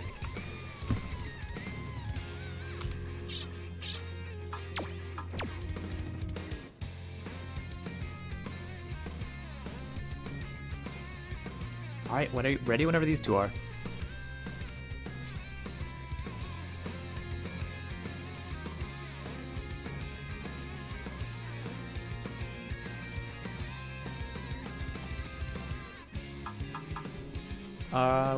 What's going on here? Yep.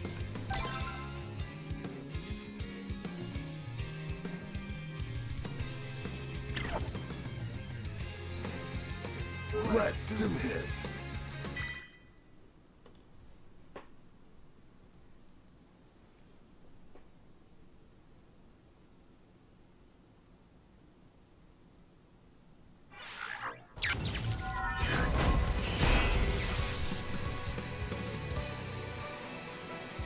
Surely enough, it's going to be back fat with that schoolgirl Mika versus Arlee's Alex. Now this is going to be a very different Alex that we saw last time around. Round 1. Fight. Wow, Arlee going for the dash up straight off the bat. Double warm up, triple warm up, quadruple warm up. For those of you who don't know, warming up multiple times in a row increases the psychological damage of your next attack exponentially.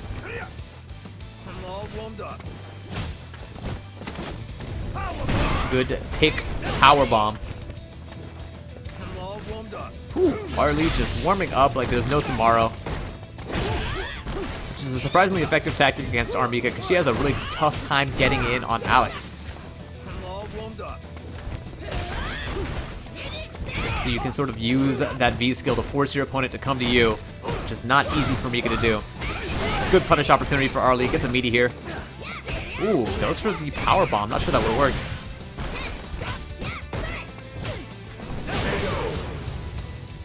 Slash elbow to finish off that round. Round 2. Fight. Wow, warmed up in your face. Get brimstoned. That brimstone does give Oki after a dash forward. Back fat didn't seem to do very much with it though. Mika does have true command grab loops. Even at mid-screen.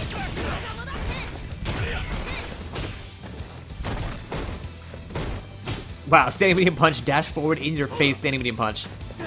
Balls on this man. That was some Ken tactics. Recovers just in time to block that drop kick. But still, back fat is going to be... Ooh, puts on some good pressure and then immediately backs off. Busts out Nadeshko, but doesn't really do very much with her. EX slash. Good armor. Wakes up with the EX shooting Peach, knowing that standing heavy kick was not a true meaty. But that's still going to be game 1 for Arlee. Wins.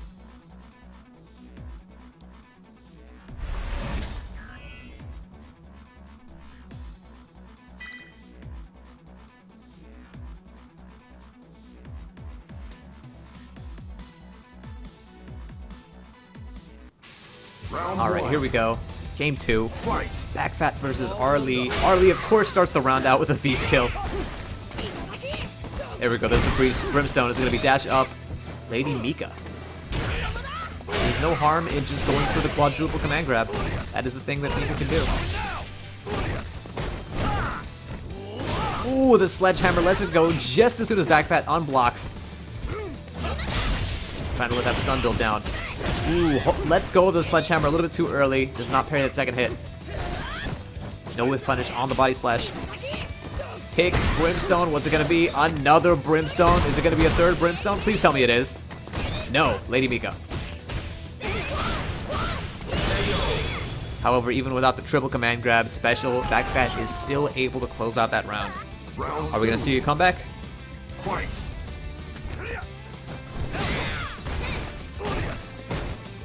Good patient blocks out of back fat. Ooh, I like the whip punish on the V skill with the sweep. Not super easy for Mika to whip punish stuff if you're not using EX shooting Peach. Speaking of which,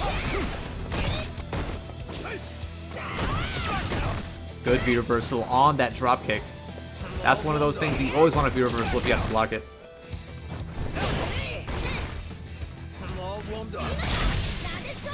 Delayed Nadeshko. Ooh, doesn't time that command grab correctly. going for the unblockable. Just narrowly messes it up though.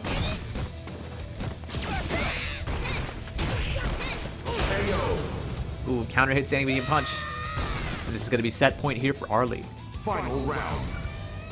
By the way, for those of you who don't know, the when people refer to Mika's unblockable, what they're referring to is going for a command grab literally frames before Nadeshiko comes out and does her attack. That way, if your opponent does literally anything to try to avoid the command grab, they will get hit by Nadeshiko, so you get guaranteed damage. However, it looked like Backfat was going for some kind of a manually timed unblockable setup, which would have been sick. A little bit too late though. Oh, good jab. No counter hit confirmed though. All warmed up out of Arlie. I don't think he's used that V skill for the hard hit once yet. However, just the amount of psychological damage he's been doing with it has been tremendous. Good Brimstone. That's going to kill and put one up on the board for Backfat, who's going to tie it up. Good stuff out of Backfat. And thus far, Arlie has not respected the command grab option a single time. And so that should be a red flag to Backfat to say, hey, you know what? Maybe I'll just Brimstone this guy over and over and over again until he learns to do something about it. You shouldn't always give your opponent the most credit in the world if they know all their options. If they're not going to use one option, just keep on doing what works until you force them to figure it out. Good jab into light shooting beach.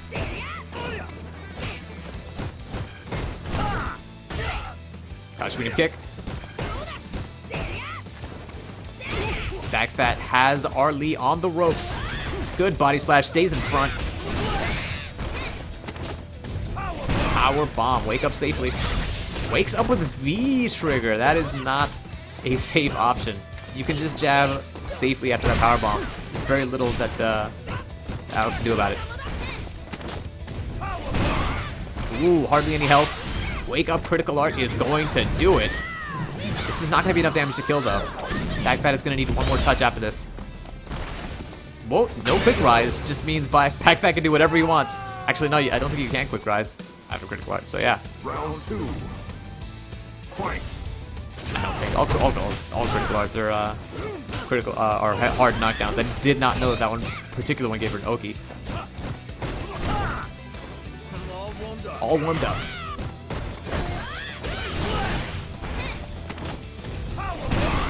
Stomp and chomp into shooting stuff to the beach. Wow, the powerbomb loops. Every single one of these is interruptible.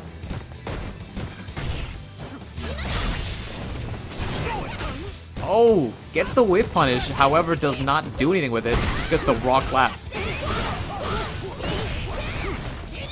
Oh, no, mistimes the media and then gets the delayed jab afterwards. That sweep, such long range. Arlie able to take it down to the final round. Fight. Who's it going to be? The underrated grappler or the underrated grappler? What am I kidding? They're not underrated. They are rated perfectly correctly.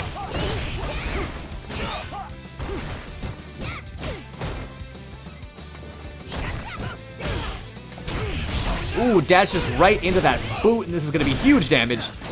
Arlie couldn't even spend the critical art there, but opted not to. I think he could have done it again. Hyper bomb, one more touch. And there it is, the boot to the head. Curb stomps his way to victory. Arlie is going to move on in the upper bracket. Good stuff out of him. I'm going to cut it to the ad screen and take a quick 1-minute break, and then we'll continue with the rest of the bracket. So sit tight. Wow, that looks awful. Let's fix that. There we go.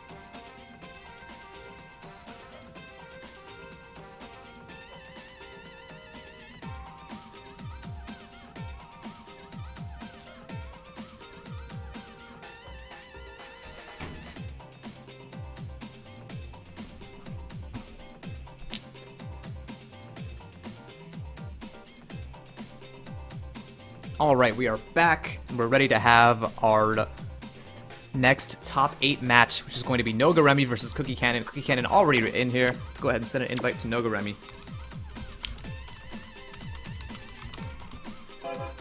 Bam. Invite sent. Cookie Cannon, of course, going to be playing Dalsim.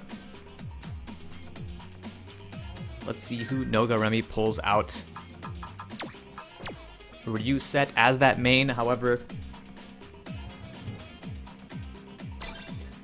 he also might have an ult for us.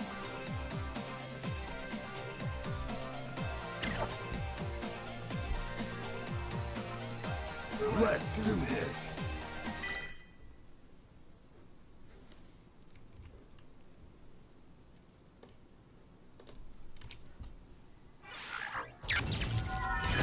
Oh, it is in fact going to be the Pocket Akuma coming out of Noguremi.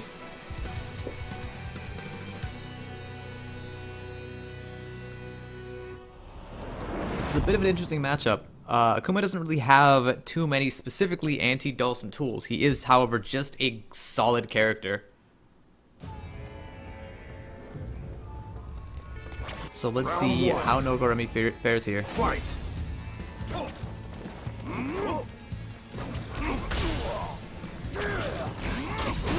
Ooh, good whiff punish on the red fireball there with the instant teleport. Cookie Cannon is used to this matchup. Oh, Cookie Cannon knew that slide was minus, but Noguremi was not ready for it. Cookie Cannon trying to block wisely, when he could have just stolen his turn back.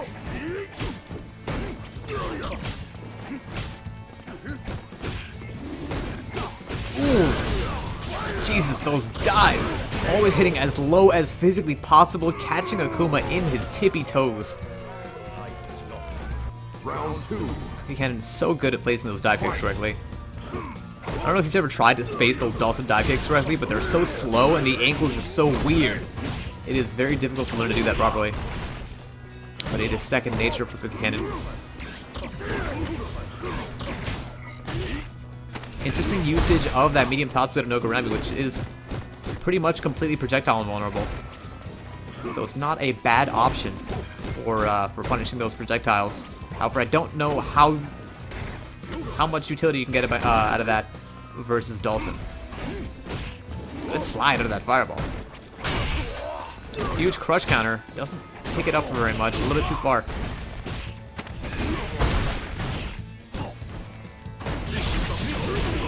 Oh, good V reversal.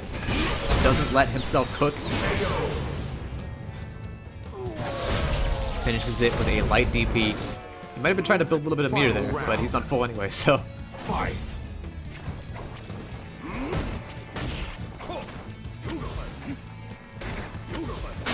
Ooh, walks up, crouch fierce underneath the Yoga Fire. Cannon tried to press something, but it was crush countered.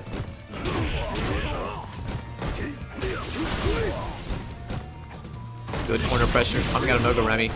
Good V reversal. Throw. Okay, it does the throw a little bit late, but it still works.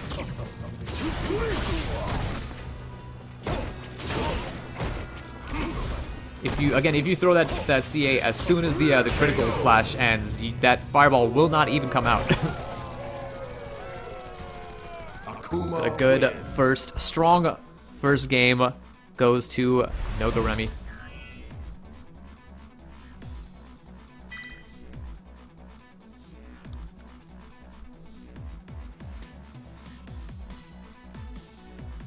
Just winning that with good pressure, honestly. That was pretty much the only thing that Noguremi had there. It was just good, solid corner pressure. Once he got in, he didn't let Cookie Cannon escape for free. And that made all the difference.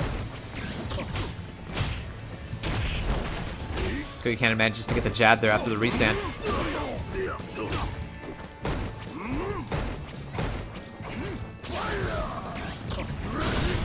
Ooh, neutral jumps right on top of that Yoga Fire. A little bit too early. Oh, here comes the grill. Whips the throw. Still able to block that standing heavy kick.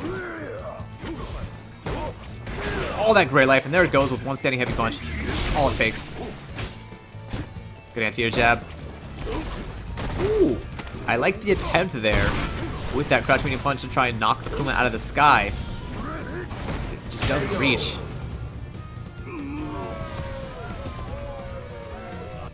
Round 2. I'm thinking back heavy punch might be a better tool for knocking Akuma out of the sky at that angle.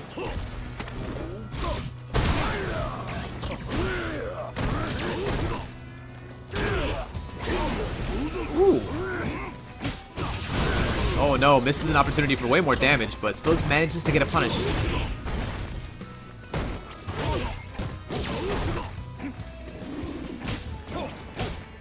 Good anti-air jabs. Good counter, super on point with those.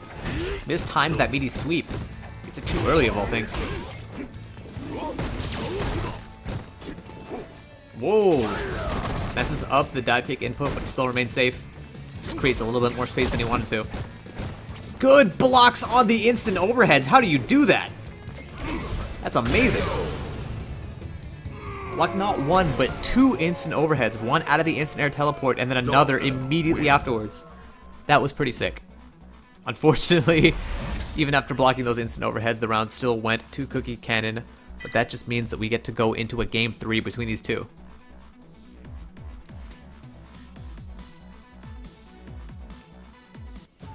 Round 1. Fight.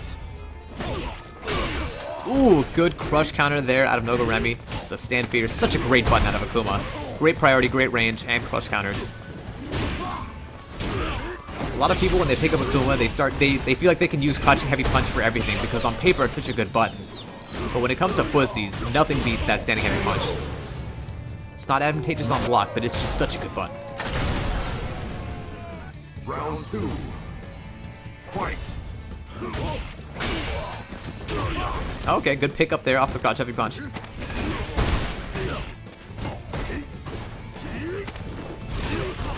throw into the corner. No quick rise means Cookie Cannon can just go ham. And ham he shall. Huge counter hit combo there. Oh, can he kill? Not dropping his combos like that, he can't. He also did not have critical art, so that might not have been the cards.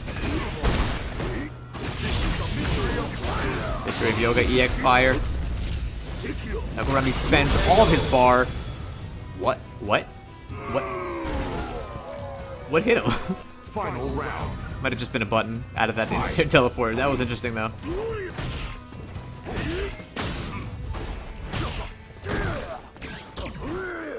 You know, I actually think the EX Yoga Fire might have been what hit him, but I feel like that can't be the case.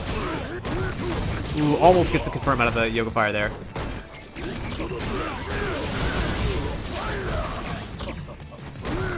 No quick rise out of Nogoremi. Actually works in his favor. He does not have to eat that EX Yoga Fire mix-up. Good use of the Tatsu to go through that EX Yoga Fire. Oh, but that's going to be it. Cooking. Oh, blocks the instant overhead. He's 3 for 3 on blocking those. That's amazing. I don't know if Nogoremi's expecting them, reacting to them, or just blocking them by happenstance. That is 3 more instant overheads than I've ever seen anybody else block in these tournaments. Wake up, crouching jab. Nogoremi almost made that comeback, but unfortunately that's all that Cannon is going to need to take that game. Nogoremi is going to be knocked down into the lower bracket, where he's going to have to work a little bit harder in order to take this tournament. It's go time. Oh yeah, ad theme.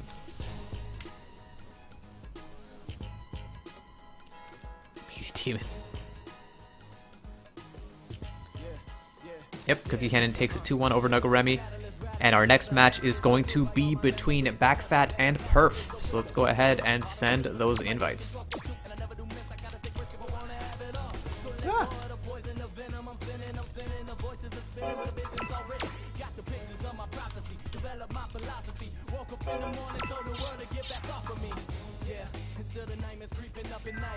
I'm a fragment in the mirror, seeing black and white. Like who is me and who is gonna take me over? My soul is my soul in the eyes of the beholder. Yeah, and now there's darkness in the chaos. Try to see the light, hope the positives will pay. Alright, we got Backfat in here, just waiting on Perf. I'm also interested to know whether Perf is going to pick Guile or Balrog against Mika.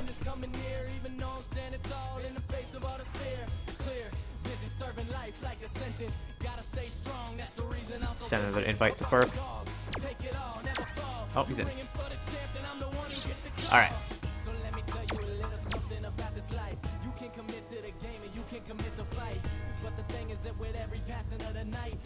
Alright, I think we've got, what, 2 more matches until top 4.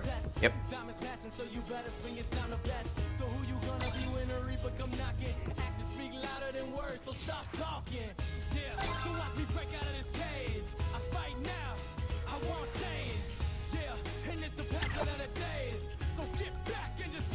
Let's do this.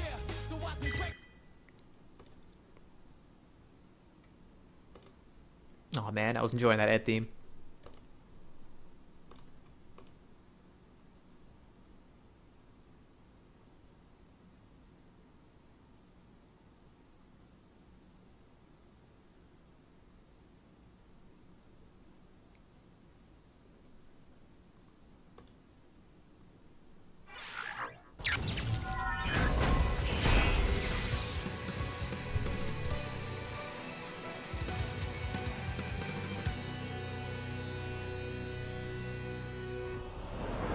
Oh man, Basis says he's gonna main Hercule and DB Fighter Z. Is that because he plays Ryu? Fight. Yeah, back fat jumps sooner than later. Doesn't want to have to deal with any of those Sonic Boom shenanigans, but just like that, he's back out. Wow, excellent somersault reaction to that dropkick.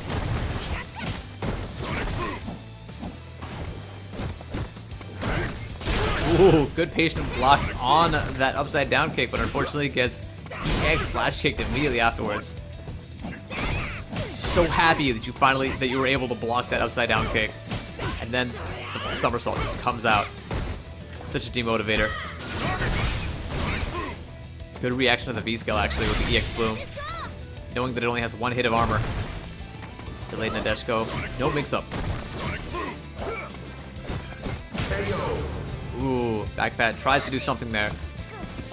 Gets jabbed. Round 2. Fight.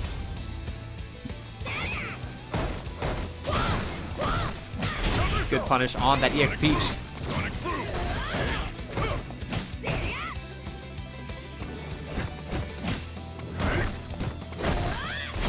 Ooh, the somersault does not punish the Peach. I'm not sure if that doesn't work or if it was just a little bit late. I feel like it must have just been a little bit late.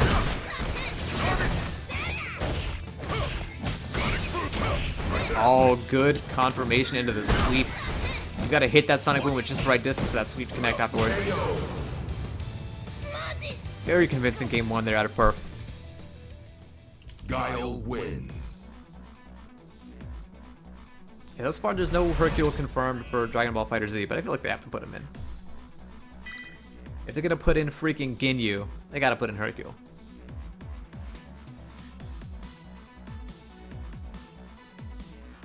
How's that even gonna work? Putting Ginyu in the game. Is he gonna be like an X copy type character? Because his only signature move is body swap. Round 1. Fight. Oh, good sweep. Manages to catch Perf in the middle of that V skill. Whoa, the hard read on the wingless airplane, and that's gonna be a stun into a lot of damage. Not quite enough to kill. 1 reset though. Just command grab to death, and there's the P. Wow. That was definitely convincing. Let's see if Backfat can do it again.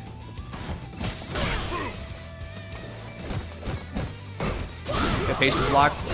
EX shooting Peach is able to get some damage on the table, but no, overextends, gets back thrown. Good crush counter here.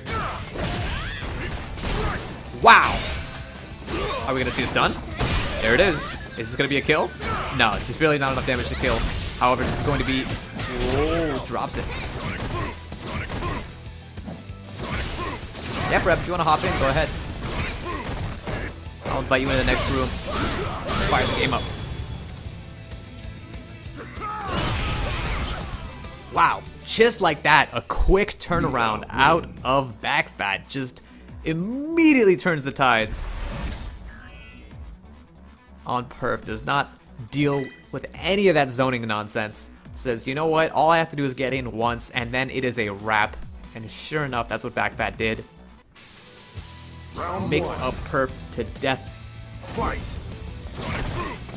See if he can do it again. Yep, just one jump right off the bat. Backfat taking a little bit of calculated risk, because you have to do that to get in on Guile.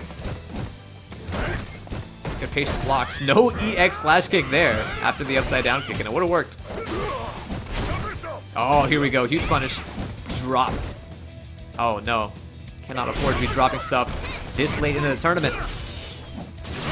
Especially not those flash kick punishes. Need those. Good walk up throw. The unnecessary body splash you already had to punish. Falls out Nadeshko.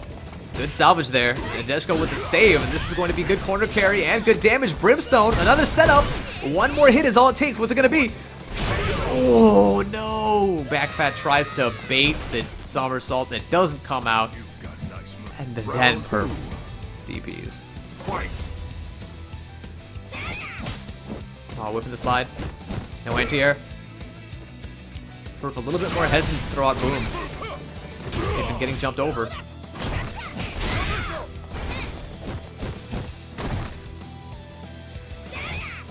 Backfat trying to close the distance. Oh no, jumps right into the boom. This is not looking good for Backfat. Delayed Nadeshko. Here it comes.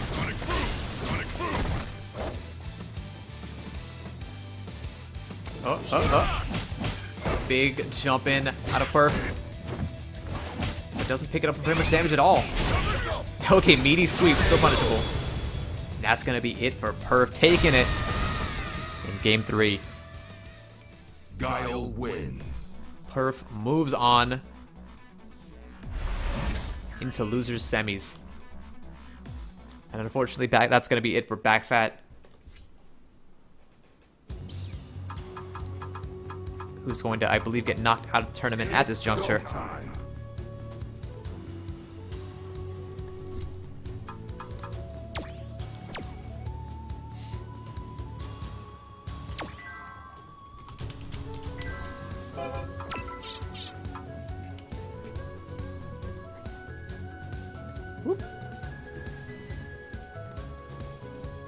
Let's see, is Frab allowed to connect to this? Yeah, he is. Alright, let's send Frabasaur that invite. Get him on the mic.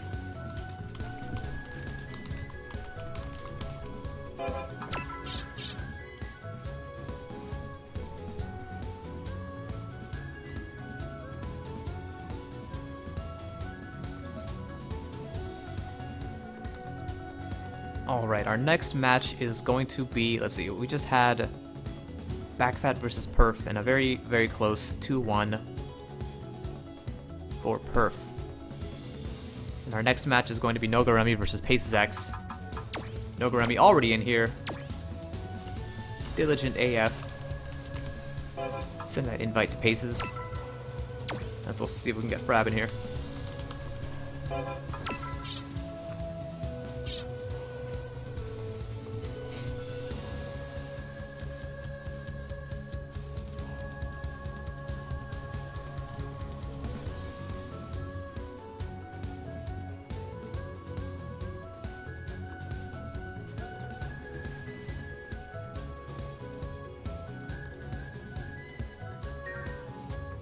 Alright, looks like Paces is joined.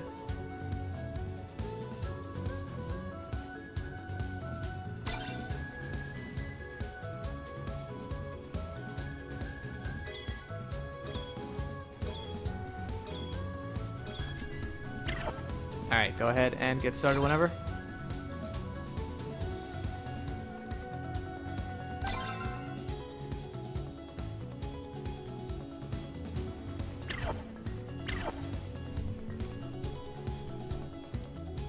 Let's do this.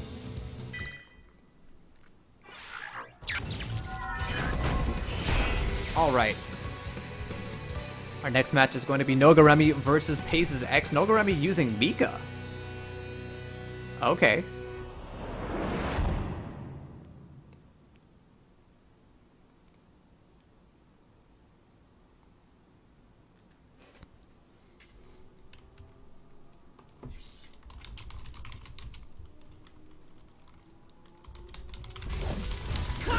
Round one. Fight. What? What is happening right now? Is this button checks? Are we playing? Is this happening? Is this a game? This is looking a little bit weird. Not gonna lie. Back that not looking super, super comfortable with Mika. No punish on that somersault. What is happening here? What am I looking at? What?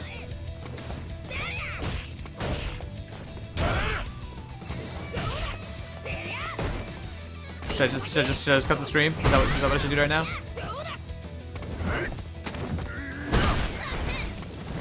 This is looking like a free win for Perf. What?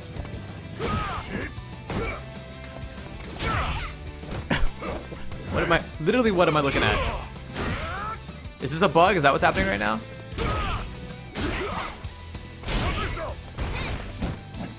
Is this actually like a real game between Backfat and Perf with different characters that's supposed to be happening, and I'm just seeing it as if it were Mika versus Guile? Is that what's happening right now? That's so weird. Yeah, I think it's gonna crash right now.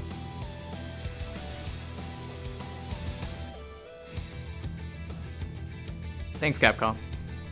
That's actually the first time I've seen this happen. Normally, like, the only other time I've seen something like this happen before is if somebody picks a bugged character, like, Let's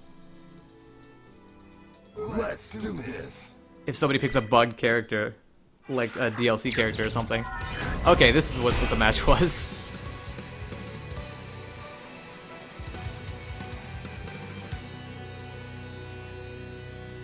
We'll probably get a little bit of DBZ mode. Round one. That was an interesting little bug. Fight. The stage was wrong too.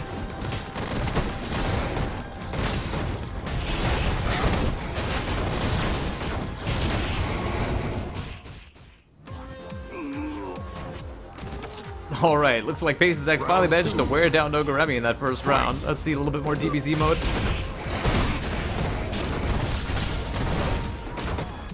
Oh, here we go, we're all caught up. And Paces X manages to take it with a sick cross-up. Oh, those cross-ups are so deep, aren't they? Yeah, Paces X managed to get really good use out of it in that game. Oh, man. That's gonna be game one there for Paces X. Man, that was a really good game. It's a good thing we saw the whole thing. Round one. Right, guys? Right? Right, guys? Oh, no, we're still in DBZ mode, my friends. Here we go. Now we're all caught up. Bam! Confirms out of that air fireball. Actually uses crouch medium punch to pick it up. Standing medium kick is a little bit better of an option there. It's a little bit faster, so you have a larger window to pick up that combo out of that air fireball. And you get the restand, giving you much bigger combo potential. Paces X gets the forward throw towards the corner. Oh, wow. Alright, Nogoremi jabs the Psycho Axe. That takes some balls.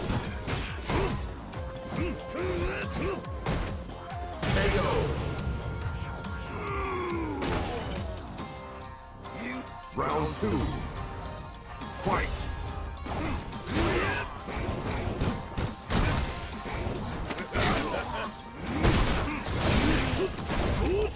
Oh, the DP doesn't connect with all the hits. That's not something you see every day. Jump the X fireball. Nogoremi gets the back throw into the corner. Oh, good shimmy. Manages to dodge that throw. Not easy to do considering Bison has such a massive throw range.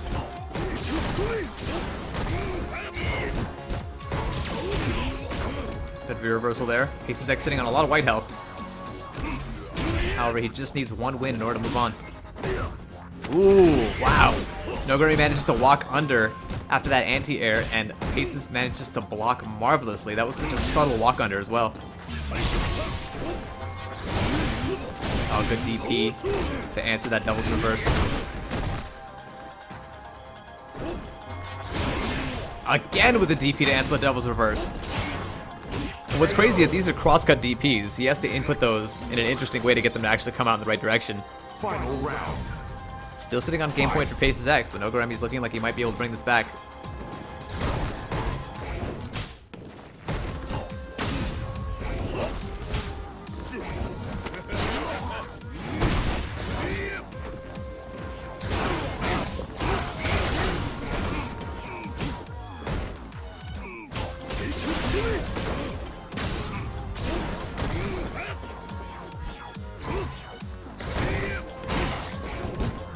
Paces X with the corner pressure. Noguremi V-reversals his way out of that situation. Not sure what Noguremi's doing with these dive kicks. They're kind of spaced a little bit weirdly.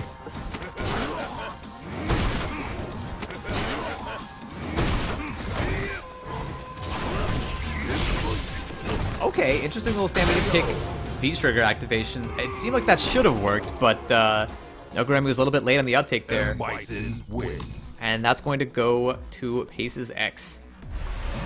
Noguremi says, what's that supposed to mean? He didn't see the stream going in DBZ mode. In Hyper Light Drifters mode. Alright, let's go ahead and get Frabisaur in on the lobby this time around. Frabisaur. And let's welcome him on the mic. I'll go ahead and undeafen myself. Alright, hey Frab, how's it going? I'm good, man. How you doing? Pretty good. That was a little bit of a weird bug that I just got on the stream. Yeah. I've never seen that happen before. As long as y'all can hear me now, we're good. Yeah. I'm on deafened, so everybody should be able to hear you. I just sent you an invite to the lobby.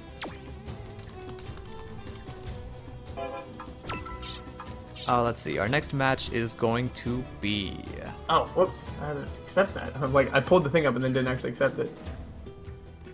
Alright, next match is going to be Paces X versus Perf 13, and this is actually going to be our loser semifinals match, which means that I should increase those victory settings to first to 3. Sounds good. Alright, Paces X versus Perf 13.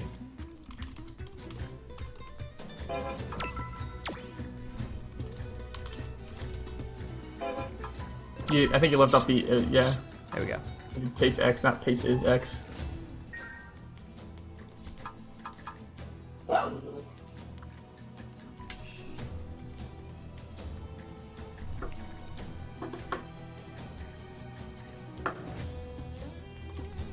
To the back. Let's go ahead and spam those invites. Spamming in Street Fighter 5, confirmed from Mount. Oh yeah, that's all me, all day. Alright, looks like our top 4 is squared away. We've got Arlie and Cookie Cannon playing Alex and Dalsum in our upper bracket. We've got Paces X with both Ken and Ken and Dictator. And Perf with his Balrog Guile combo. I like. I'm not sure who either of these guys is going to pick for this matchup, honestly. I wonder. I'm gonna try something.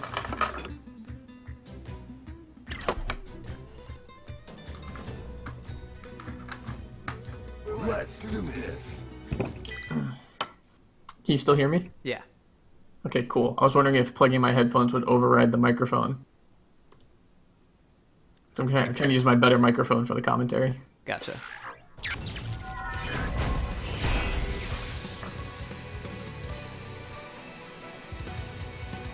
Alright, looks like it's going to be Guile versus Ken. Both of these guys picking their original mains.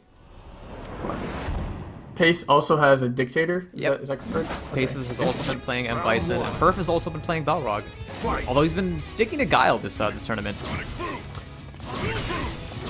feel like Dictator would have been a better choice than Ken for Guile, but I don't know, maybe he just feels more comfortable. I know there's certain matchups. Definitely way more comfortable as Ken.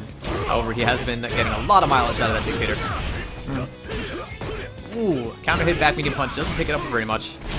Oh, he's gonna let him get out of the court. No, doesn't take the opportunity, but that's fine. Still forced his way out there. Yeah, this is definitely an extremely uphill battle with Ken. The second you start letting the Guile player just zone you out, Ken is another one of those characters with no specific options to get through fireballs. Gotta make a hard read on a boom, really. Which, absolutely. I'm not sure why Perf is feeling discouraged from doing the zoning. Maybe he's just worried about a random pots or something, but yeah. Oh no, he messed it up! Random heavy tots is coming out of Paces. I'm surprised that he already had he's already had his V-trigger for so long. Actually, yeah, that's been top minute.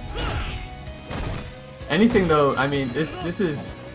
I don't think Paces has really done anything to make Perf feel like he should stop zoning, but it's interesting that he has stopped zoning, because this, I mean, what's Ken gonna do? Like you said, he has no specific answer. All the pressure coming out of Paces is so real right now. Very patient, I like it. Resist the urge to DP.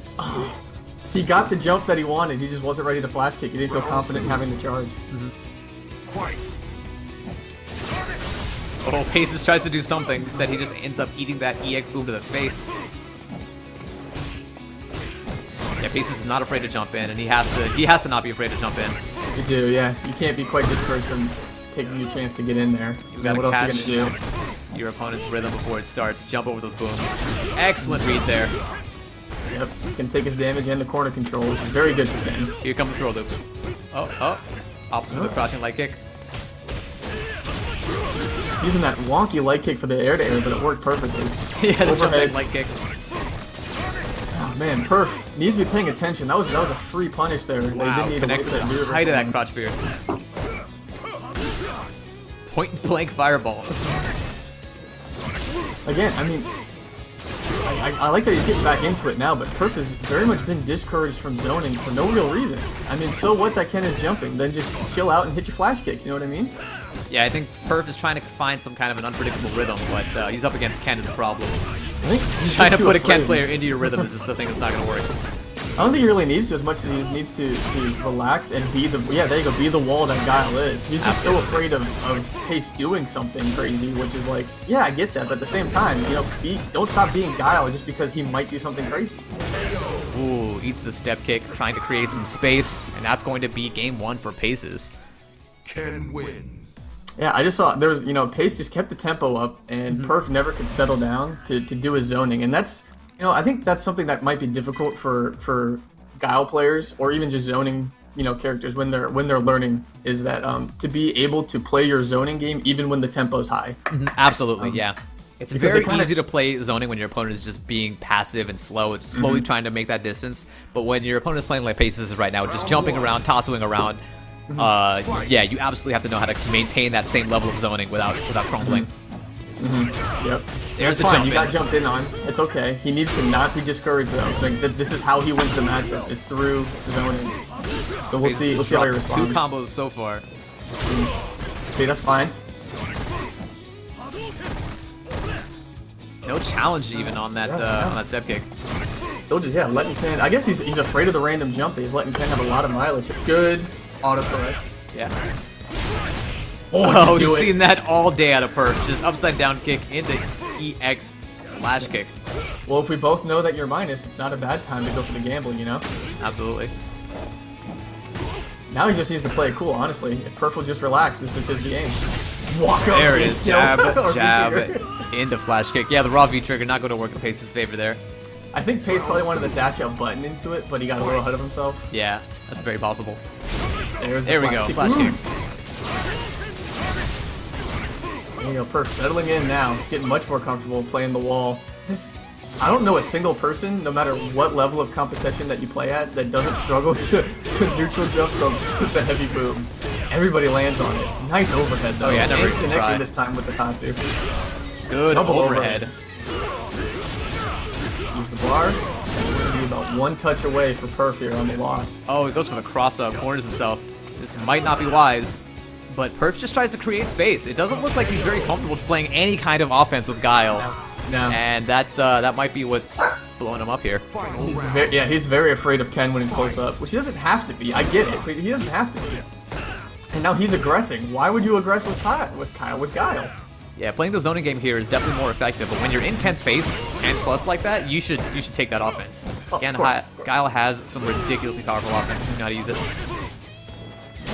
Totally, yeah. Guile can't play close range defense, but he can play close range offense. Absolutely. Nice, double booms. He had an opportunity to do Ooh, a gets a second connection one. with that upside down kick. That's gonna be huge damage. Now, Perf can just relax again. There's nothing Ken can do to win this. If he just relaxes and he plays his game, that's fine, yeah. Oh, no, the drop! drops it. That could have been a little game right there. Yeah, I'm surprised he didn't activate to start the blender, but here we go. We got you in the corner. What's it gonna be? Oh, V reversal. Manages to catch the startup frames on the V trigger. Paces with some really Oh, weird the V jump trigger is good. timing. Oh, that's gonna be it for Paces. Taking it up 2-0. But we have one I more don't game. know if Pace has really picked up on it, but Perf's response to being cornered is to back jump in the corner, which is essentially a neutral jump, right? He just kind of looks for that as a means to get out by catching you over, It's funny because overcommitting it's a yourself. neutral jump with more jump startup frames. There's absolutely no reason to ever back jump in the corner. Right, yeah. But still, like, if it's not a terrible option, but if that's your go-to, like, it's easy just to continue pressure off of that, or just to anti-air you and knock you out in the corner. So I wonder if Pace is going to adjust to that. Not that he really has to yet, but it's an interesting pattern to notice. Jump like kick, air to air for perf. All right, He's still trading with take somebody anti-air trade. anti-airs, but yeah, those definitely in Gallo's favor. Definitely better, yeah, to keep the spacing to continue your zoning than to eat the jump in. Yep. Alright, spends the bar on the EX There boom. we go. Getting started. That was a flash kick. He doesn't seem to know the range of flash kick anti-airs, because that was a free anti-air on that jump. And it's definitely costing him moments like this where now, you know, Ken got away with a free jump on a boom. Made it out, but you got pushed to the corner for that, and that's huge. Oh, here we go, back throw. Ooh, I like the back and forth. Great tech, though. Yeah, it tries to just cover his options just in case the throw tech or a DP comes out. Oh, this is going to be good damage, good OP, good carry. Ooh, that drops could've the been it. combo. And then Oh. Perf responds with a drop of his own. Yeah, Perf just doing that respawn jab punish where if he was, you know, maybe he's a little unsettled, one being down 2-0 and two the pacing. I mean, that was a free crouching fierce into V trigger full confirm for the round. Yeah. But just wasn't quite in the mindset to make it happen. Yeah, Perf's been punishing everything with jabs thus far, which, I mean, if it works, it works. It But does, there are yeah. certain Some damage situations is you better can- than no damage, for Yeah. sure. Oh man, Pace is sitting on set point here. About to get a clean 3-0 sweep in this unfavorable matchup. True, very true. Pretty impressive. But on paper's only on paper, right? Depends Yep. on the players to make it happen. Absolutely. Wake up, Tatsu. light I hate Tatsu, that. and it confirms out of it. Airborne in 3 frames, so crazy. No, the boots. And the anti-airs. Yes, Perf not willing to go silently into the night. Oh, I like the option there with the EX Fireball. One of the few things that Ken can do in the face of that positioning. And then the pressure, the frame traps. Yep. Good patience. Ken is very plus in that scenario. Absolutely. Back throw, which is barely not enough to kill, and there it is. Pace's X going to take it with almost no trouble at all. Ken wins. No, that was pretty handy. I mean, there was probably game 2, I think. Perf was looking a little bit more settled, but Pace just kept with the game plan, and Perf couldn't, you know, he couldn't stick with what he needed to do. He just got too intimidated, honestly, and it didn't seem very justified. It seemed like but- Pace was very used to that matchup, very accustomed to it, and he knew the golden rule of playing zoning Giles, and that's just don't put yourself in that situation where you're just blocking boom after boom after boom. What you should do is take a little bit of risk, try to get the jump on that first boom, and try to find those openings and get in. It doesn't matter if you take a little bit of damage in the process, and that paid off in spades. For sure, yeah. He was not dissuaded by getting anti-air the times that he did. He knew he needed to find a way in, and he just was never really comfortable. I think there was a good 1 or 2 rounds he looked pretty comfortable, but you know, you got to translate that into games, not just one-off rounds. And you know what was probably whittling away at Perf's resolve there was the fact that a lot of his Crouch Fierce anti-airs were trading, which is Yep. in your favor as Guile, but it can very easily be discouraging when you put every single one of your anti-airs trades like that. Yes, and that's mental gaps. Because I mean, the reason we do this tournament, right, is to let you know, growing players get some tournament experience, but also like so that we can offer this kind of feedback in commentary. And so being, you know, having the wherewithal to not be discouraged by trade anti-airs when you know that this is your character's game plan is huge, right? And so being able to start to think about the game outside of just, oh, that was not a clean anti-air and I took damage, and that, you know, I feel like that's a bad thing. Not necessarily. It's not necessarily true. Absolutely. All right, next up we are going to have winners finals between Cookie Cannon and R. Lee 13. Both R. of Lee these was guys- in at least top 3 last time I was commentating, I remember. Yeah, Cookie Cannon and R. Lee definitely both regularly place top 8 in these tournaments. I can say for certain I've never seen Cookie Cannon because I've never seen a sim in these tournaments, but this will be interesting.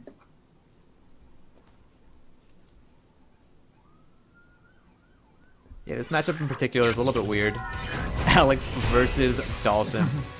Extremely rare, especially when you got that costume on. Actually, that costume's pretty dope. I like the animation on it with the no limbs inside, just the stretchy bandages. Absolutely, yeah, the ghost mummy. Yeah.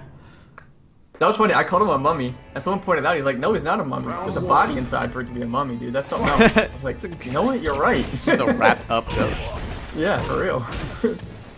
Oh man, Arlie has no trouble immediately getting in on Cookie Cannon. Arlie loves to just dash forward at the start of the round. No fear at all. I mean, yeah, Dulcim is similar to Guile. It's that you just have to get that one in, and then you just go to town and you never let it out. Absolutely, and right away you can see Cookie Cannon's health just dissolving. It's almost gone. Yep. Good V reversal. Gets himself out of that situation. I don't like Cookie Cannon's idea to go back in there when he finally got a break. Like, this is your chance to set up shop, you know? Make Guile find a way back in. Although, now it's working. Wow. Oh, phew, what a turnaround. All from Just the immediately makes that comeback. Gets the stun like it was nothing. Just manages to open up Arlie 2 times. That's all it takes.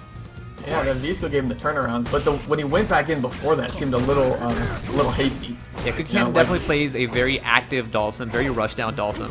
He'll only play the zoning game if he has to, or if it makes the matchup way easier.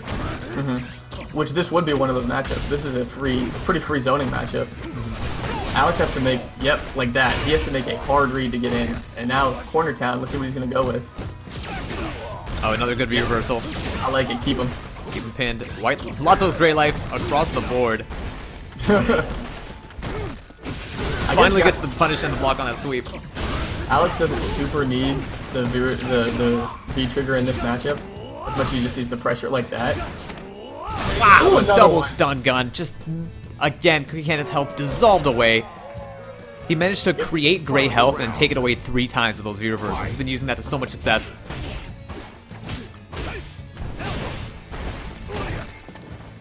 While the move is designed to be a high stun move, the EX stun gun does do quite a bit of damage. It's very useful.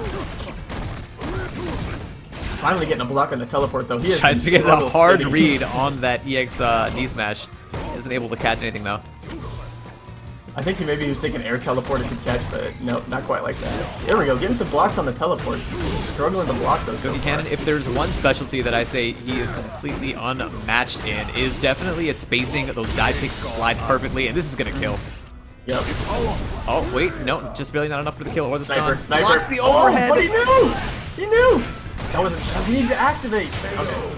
People are wising up to that instant overhead. That's the. Not only has Noguremi been able to block that, but so has Arlie now. You know, the obvious choice is obvious, you know? And it's not so much a matter of, you know, it being a bad idea or poor execution, but the obvious choice should be obvious to all parties. I think if he should have activated when he had the hit confirm rather than use the bar, and he could have, I think, killed him there. But instead activated afterwards, and now he, you know, cost him the round because he had to make one more guess. Oh, those dive kicks. And those meaty slides hitting on the last active frame so consistently. Arlie is not willing to admit that that's a situation he has to respect. That he's still trying to jab after, and it's costing him a lot of health on counter hits. Yeah, Arlie is definitely taking a lot of risks, and I mean, when it works, but when it doesn't, he ends up taking half of his life for it. Nice catch on the jump back, and yep, there you go, finally respecting it. Oh, There's can't block those instant overheads every time now. No, they're the worst. Plus they create this high-low mind game that you're just Absolutely. you're terrified to not stand up, but then they just start catching you low.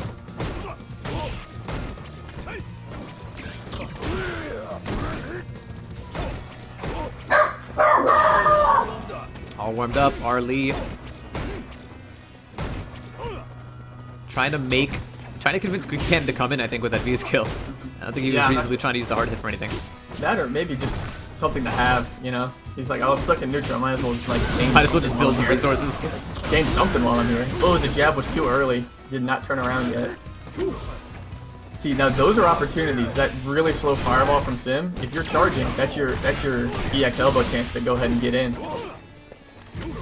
Arlie back to full screen. He does not want to be here. Nope.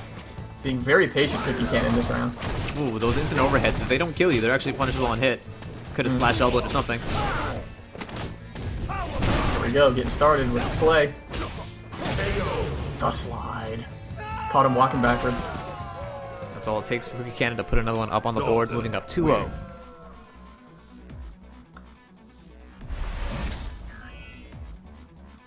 I feel like this specific outfit with the purple and stuff, he looks like the was it like the black mage or whatever from Fantasy? That dude is just like he's nothing but the hat and the purple cloak with the eyes that are just like that. Yeah, I guess that's, I don't know his name, I just know what he looks like. But he's got the same eyes and he's nothing but a purple cloak and the hat. Fight. Buttons on buttons. Sim special. Opens up Arlie. No punish on that sweep.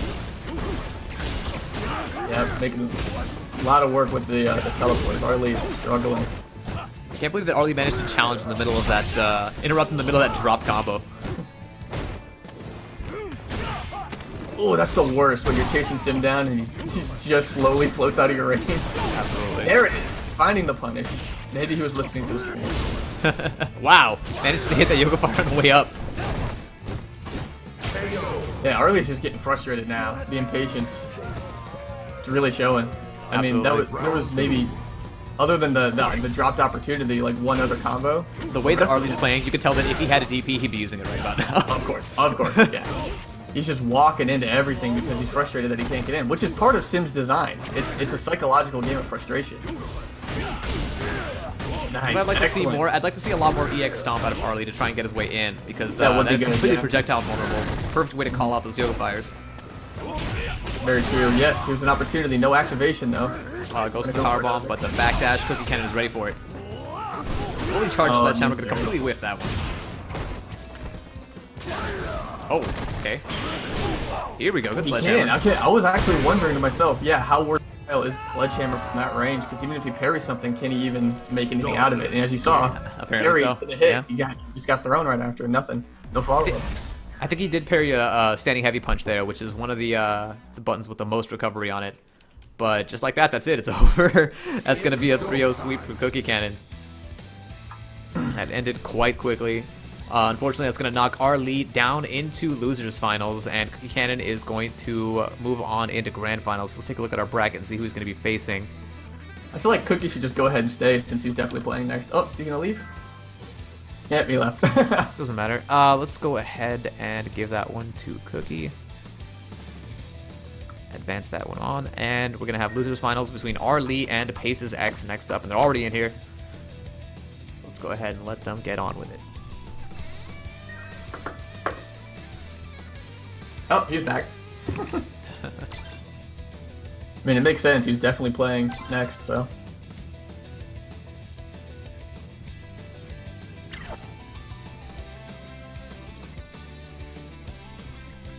Let's do this. Does Arlie have a second character, or is he just Alex?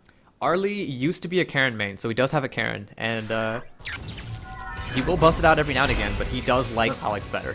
Alright, yep, and Pace is going to start it off with Ken. I don't think there's a real big difference between Ken or Bison. I think both do just fine in the matchup against Alex, so whatever he's comfortable playing, he's for sure go for that. Mm-hmm. Round one. Fight.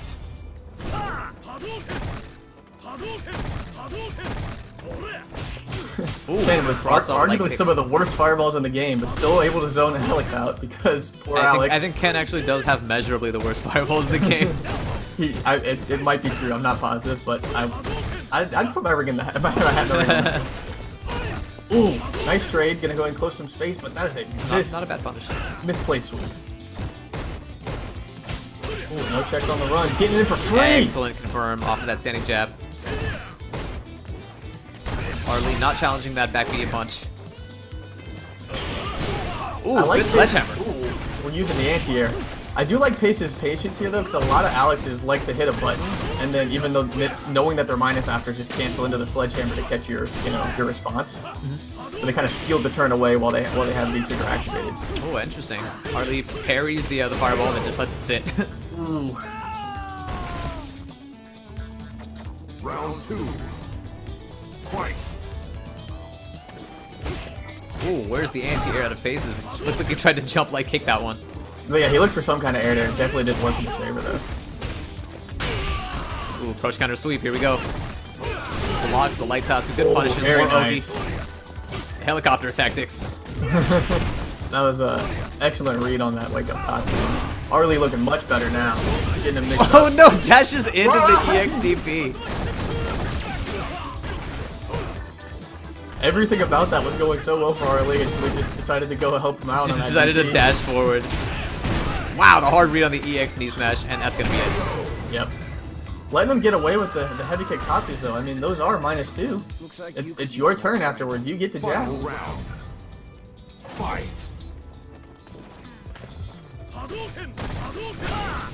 Hadouken! Nice. Slap that. If you ever kick see him somebody not challenging after a V-trigger heavy tatsu, they've been EXDP'd in that situation too many times. on.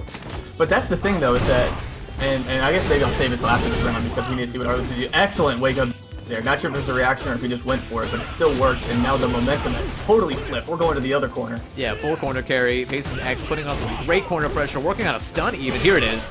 There, it'll do it. Now, Kill. can he kill with the super? I'm not sure. Oh, this is not gonna kill. Nope. He's gonna need one more. So Arlie needs to be thinking, what's next? Wow, run up into grab. I'm not sure what Arlie woke up with, but probably EX slash, but it didn't work. It was something. wins. Clearly didn't work though. I don't know why. Maybe EX elbow. You mean? Yeah, EX elbow. The armor. Yeah. So I mean, yeah. The elbow is the actually kick called tatsu- slash, and the slash type move is actually called the chop. That's hilarious. That's hilarious. I didn't think about that. Because you see slash, it even says slash when he does Yeah. the chop. So yeah, even though Ken is -2 on that tatsu, you really should always jab check afterwards. Don't let Ken have a free turn. Don't let him throw you. So what if you get EXDP'd? If it doesn't cost you the round, you've eaten 120 damage and taken one of their bars, and it's really not a big deal. Yeah. Rather than giving him free pressure off of it, to know that anytime he wants to go for heavy kick tatsu, you're gonna respect it and let him have his turn again when it's really not his turn. Let him same spend thing that with- meter for that tiny bit of damage. Totally. Same thing with Rashid's light punch spinning mixer. Just because he can EXDP doesn't mean you should automatically always block. Unless the round is on the line and you need to make that call, you really should force him to know you're never gonna let me give you a free turn just because you might do it. Man, this corner pressure coming out of Paces is ridiculous. Finally, Arlie gets his turn back. The Paces X sitting on full meter.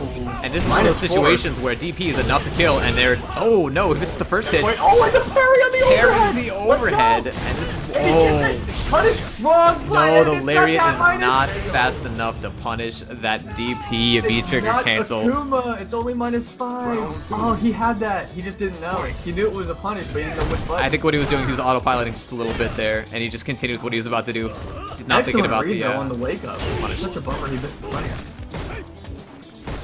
Yeah, Arlie's been doing a weird job of baiting these these DPs and then like not following through, Yeah. dashing running back it into them. back.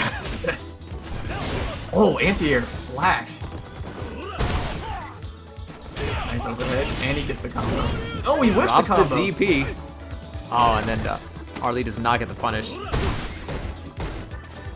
Arlie's been dropping a lot of these punishes, leaving a lot of damage on the table, and he might pay for it with this game.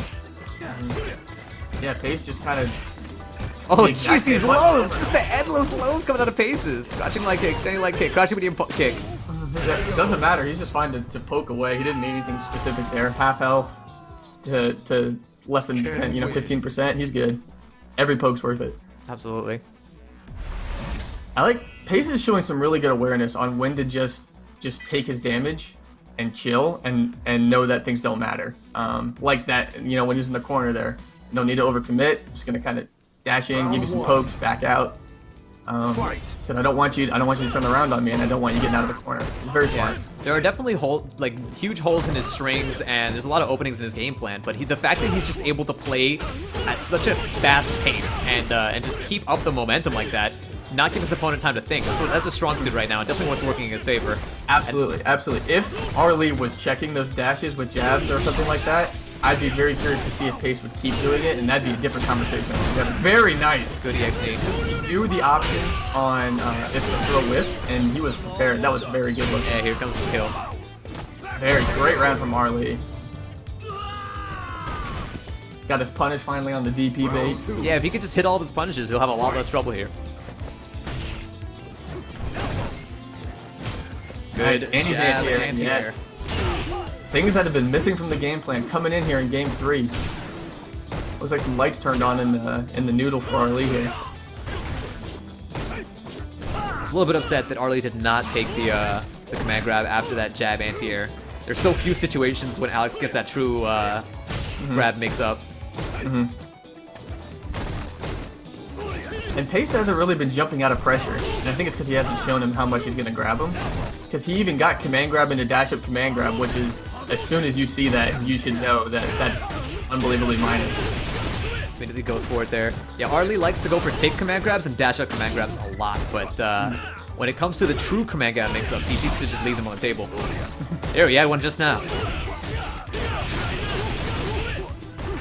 Overheads, yep, there it is. The classic closeout. Yep. Final round. Fight.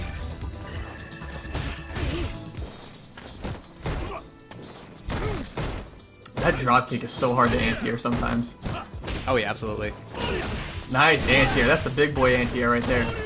Oh, and the bait, but no punish. Good punish. It's very difficult for Alex to actually punish those light DPs. His crush counters are so long-winded. They are, and you have to be very prepared to have your thing like you need to press your button as they're coming down so that it hits them when they land. It's tough. Yeah, sometimes in situations like that, as an Alex player, I would just go for a normal counter hit combo. Something, yeah, definitely get yourself something for your trouble. Nice confirm off the low, get some damage in corner carry, very pretty. Good anti-air jab. Yes. And I like Arlie not trying to force the anti-air jab when he knows he can't get it, like in that cross up just now. Just blocks those patiently.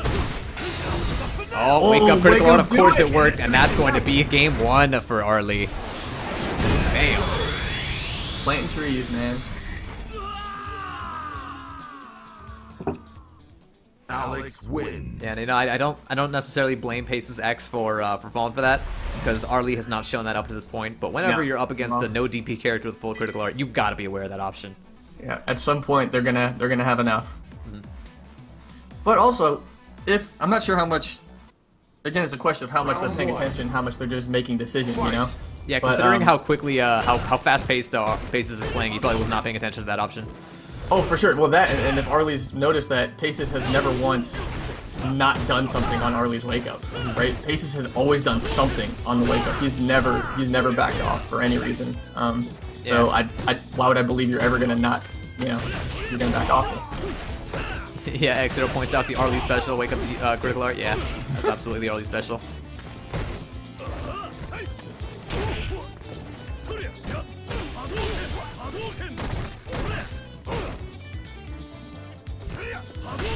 Arlie fishing with that boot.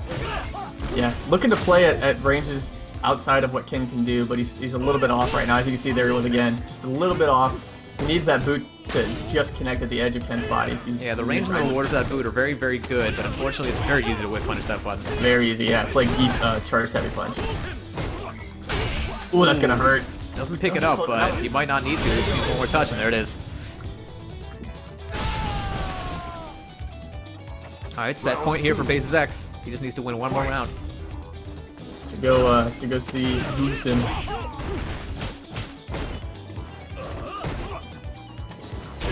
Medium kick, another good button. Decently quick for the range. Standing medium kick.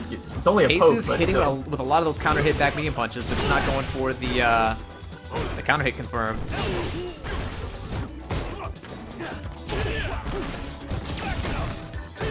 Good block on the rear reversal, actually, after that jab. That was definitely ambiguous. That was right on top of the noggin. You saw Arlie last second change to block cross. Huge damage, and now Arlie's sitting on full critical art. Oh, throwing from that far. There it is. Paces X takes it.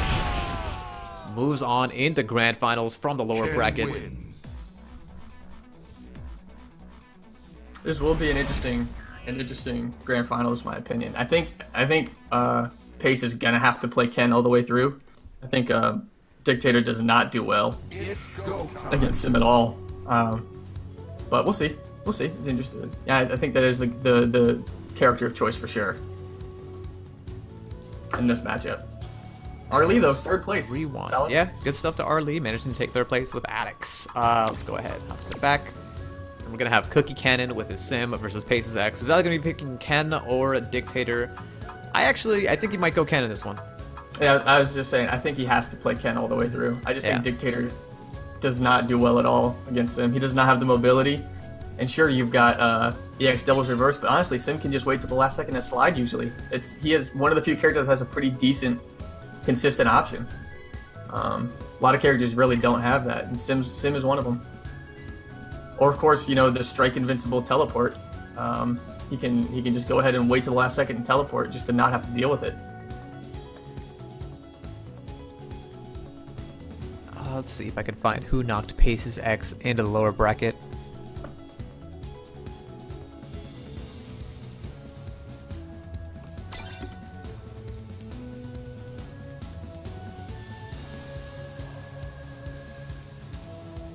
Looks like Roy Light or whatever. It was round 1. Wow, round 1, knocked in the lower bracket by Raylight. Yeah, he's been on the up and up. Just purposefully sandbagging his way into the lower bracket so he can play more matches. Pace's X with the unbelievable confidence. Says, give me a sec, restroom break. That's fine. Gives me plenty of time to plug some of our friends. If you're looking for a podcast to watch, tune into AWGNS. That's a weekly gaming news show with Todd and Trinell. Twitch.tv/TrueSonic. They broadcast every Sunday at 7 p.m. Eastern Time. That is right after these tournaments end. And by right after, I mean like an hour after, because these tournaments usually don't take as long as I think they will. But we will be hosting them after the tournament is done. So if you want something to wind down and listen to, go ahead and give them a look. You should say everything that NCH has in terms of streaming. Just for the people that are here, because we offer quite a few different kinds of streams. Yeah, such as our Clash of Heroes tournaments, our online Injustice 2 tournament series, which is currently ongoing between September 9th and November 16th. Those are the dates they have posted, although might go on a little bit longer than that. The Clash of Heroes tournaments, I think, have been running a little bit off schedule, but stay tuned for that. Will happen eventually. We also have our EU tournament series, which is pretty much the same tournament series that we've got going right now, except for our EU guys. But let's go ahead and jump right back into the fray here. Yeah, they accidentally readied up. We didn't finish the promo, guys. That's fine. I was waiting for them. Yeah, we got our MVCI, we got beginners breakdowns, we've got my thing, we've got a lot of good stuff. Absolutely.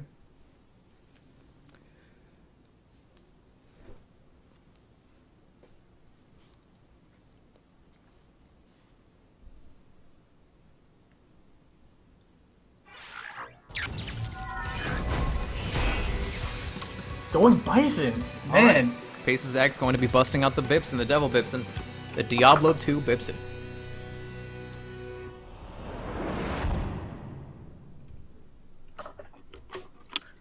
I wonder what made him think to choose Bison in this matchup. Honestly, I don't see it. Maybe he thinks slide as a full screen punish on fireballs or something. I don't know. We'll see. Or maybe he thinks, okay, scissor kicks. That was the idea. I do think that the Bison can definitely bully Dulcim a lot more effectively once he does get in. But I don't know. I think that in terms of the player matchup, Pace's X would definitely fare better with his can. But oh wow, the dash forward through that standing medium kick was definitely something impressive. He's just dashing like crazy and he's getting away with it because of the slight invincibility frames. I think it's just like 3 invincibility frames, but it's not in V-Trigger. I think it's not very much making it work. Having it all outside of V-Trigger is kind of a silly design choice. Like, hey, this character can move forward invincibly, just because he can. Yeah, it's like a weird, inconsistent, hard-to-time option, but it's there. And it's just free. Alright, Pace's X takes round 1 with no problem at all there. Worked round 1, here we go, yeah. I think Cookie Cannon's not going to let that happen. He's probably very upset about a round going that way, so we'll see. Because he's got a very aggro Bison, but that's kind of Pace's thing. He's definitely more of a high-tempo, high-aggression player. I love it when Cookie Cannon does that, just throws out those Yoga Fires and just baits their opponent into jumping it. Yep. Definitely checking the dashes now. He said, no sir, that is not happening twice. Not able to open up Pace's X the same way he was opening up Arlie with that Yoga Fire into in-snare teleport. Yep, there it is again. He's just, yeah, I was waiting for someone to start checking on all the dashes so much, because that really is one of Pace's primarily means of offense, is dashing it, right? And Cookie's just not letting him have it. He says, no, you're not coming in like that. You're not coming in like that. Here's the trademark obvious round ender, the instant air overhead, and it's so effective. It's totally fine to use it every time. I know, every time, for real. But Pace is trying to rethink his life, because that was a pretty hard shutdown. Even though the life totals weren't like very different. Cookie Cannon, the cookie cutter offense. Yeah, he probably felt the offense was pretty shut down for him. He's not getting to do what he wanted to do. Those are the safe. Get teleported out of the corner, doesn't get punished for it. Ooh, the backdash catches that, just gets the read on that throw. There we go, activation. Stream yoga, let you cook Same side, messes it up though. That's a bummer. Yeah, this is. Catch Wow, still manages to capitalize on that. Catches him low a little bit there. That is even though on block, that is kind of a game he can play because he could sniper or slide there at the last second. Yeah, Just blocking that Yoga Sunburst is a mistake in and of itself because it's so plus. Oof. Is it gonna kill? Great back throw, and game 1 goes to Paces X. Activate V trigger and dash, the online Bison special. Oh yeah, absolutely. It's super effective. You don't even have to set it up or Nope. just like you don't have to frame trap into it. You don't have to have any kind of specific like timing for it. You just do it and then nothing hits you. Half of your frames are invincible all of a sudden. Yep. Characters won't turn around fast enough when you cross the room. So they jab the wrong way and you get a counter hit. Fight.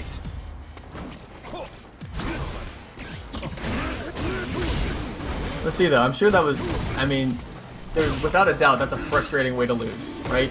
Like, you lost basically because Bison dashed, and he was invincible during those dashes. That's how he lost both those rounds.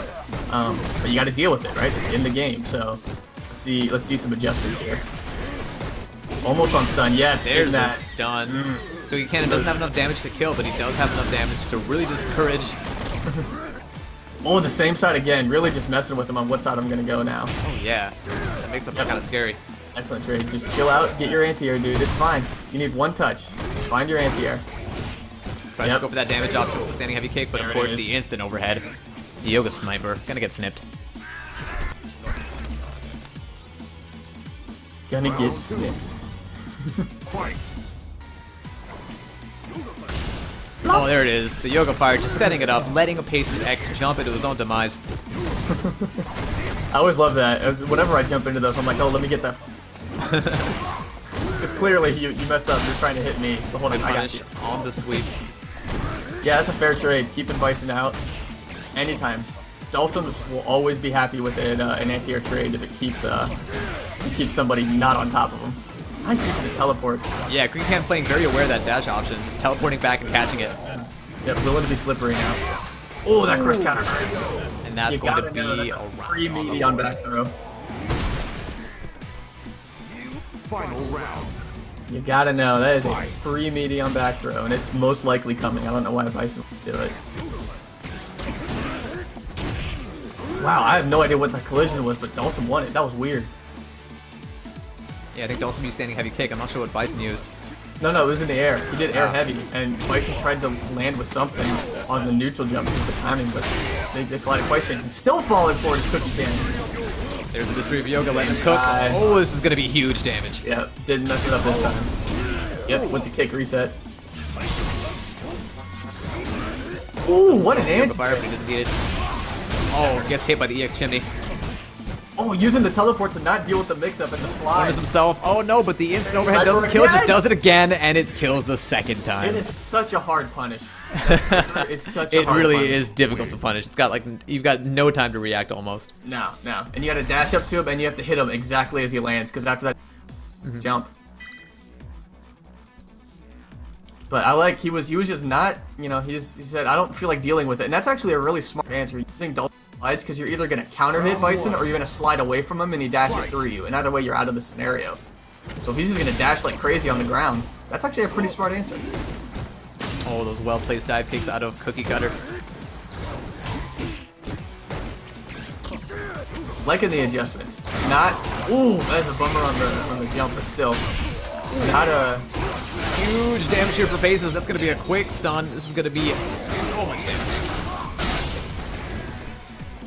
Buchanan has to be careful in this corner here. Oh, whiffs the V reversal. Excellent anti-air though.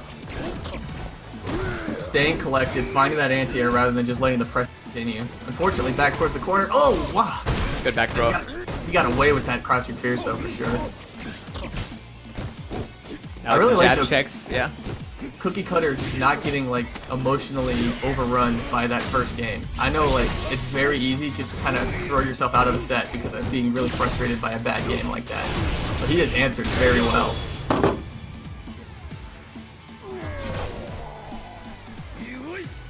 Cannon sitting on full critical art, but the question is, how will he use it?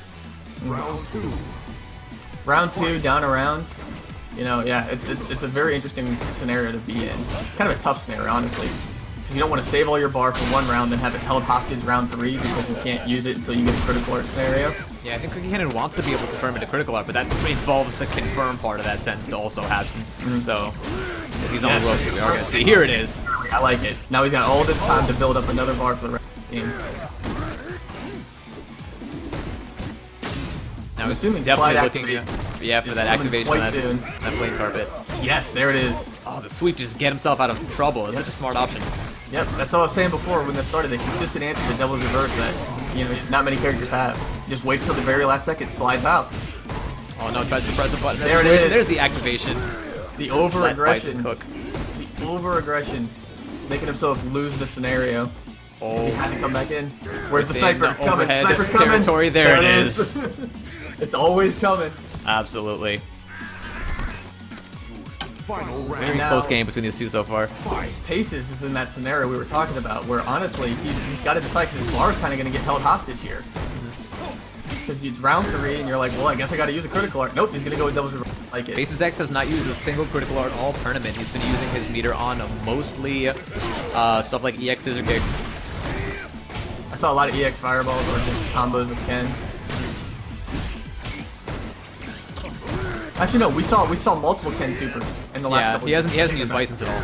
Yeah, Bison for sure. Although you don't really often see Bisons do supers because they always use it on devil's reverse. Absolutely, yeah.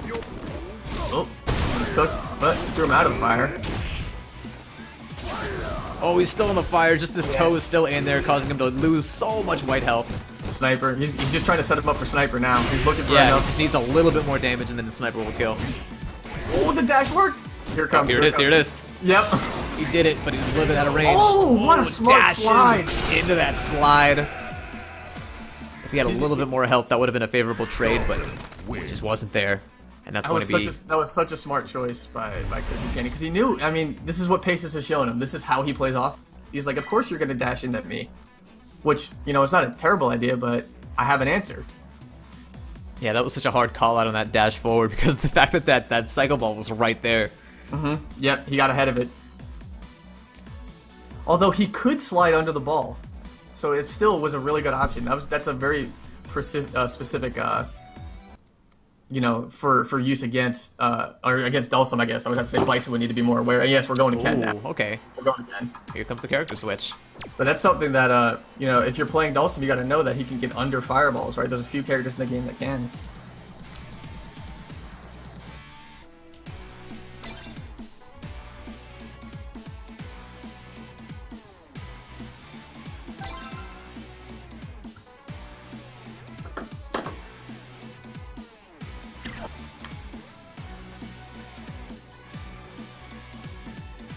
Yeah, I definitely do feel like Paces should have gone with Ken straight off the bat. Like, while his Bison does have a very strong offense, you can also tell that he doesn't have as much of that familiarity and flexibility with his offense that he does with Ken.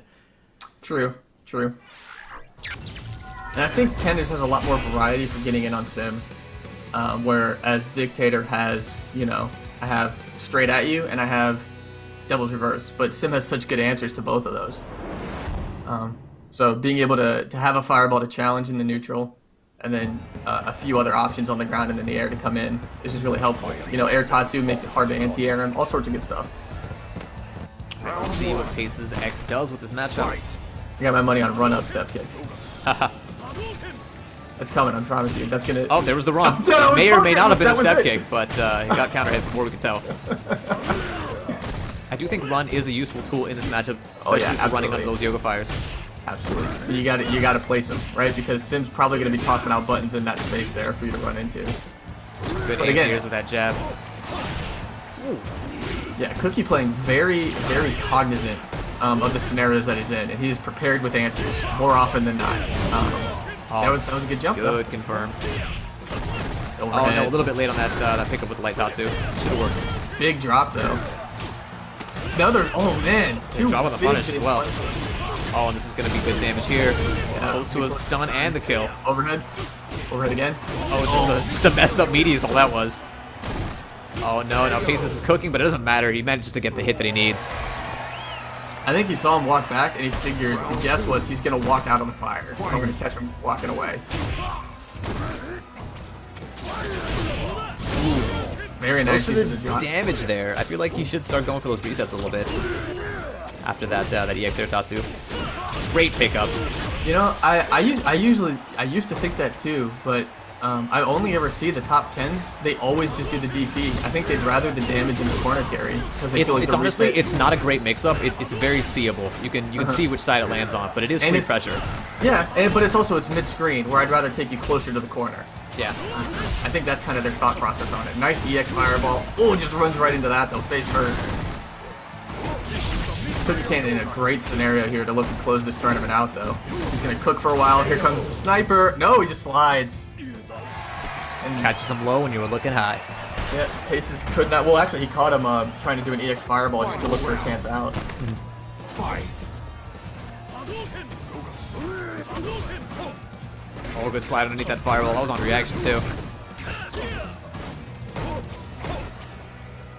It also can have some really oppressive pressure if you don't have a free There frame goes button. Paces trying to do that step kick underneath the fireball, but unfortunately that step kick is just a little bit too slow to be able to do that on reaction. Yeah, it needs to be an extremely quick reaction or slightly predicted.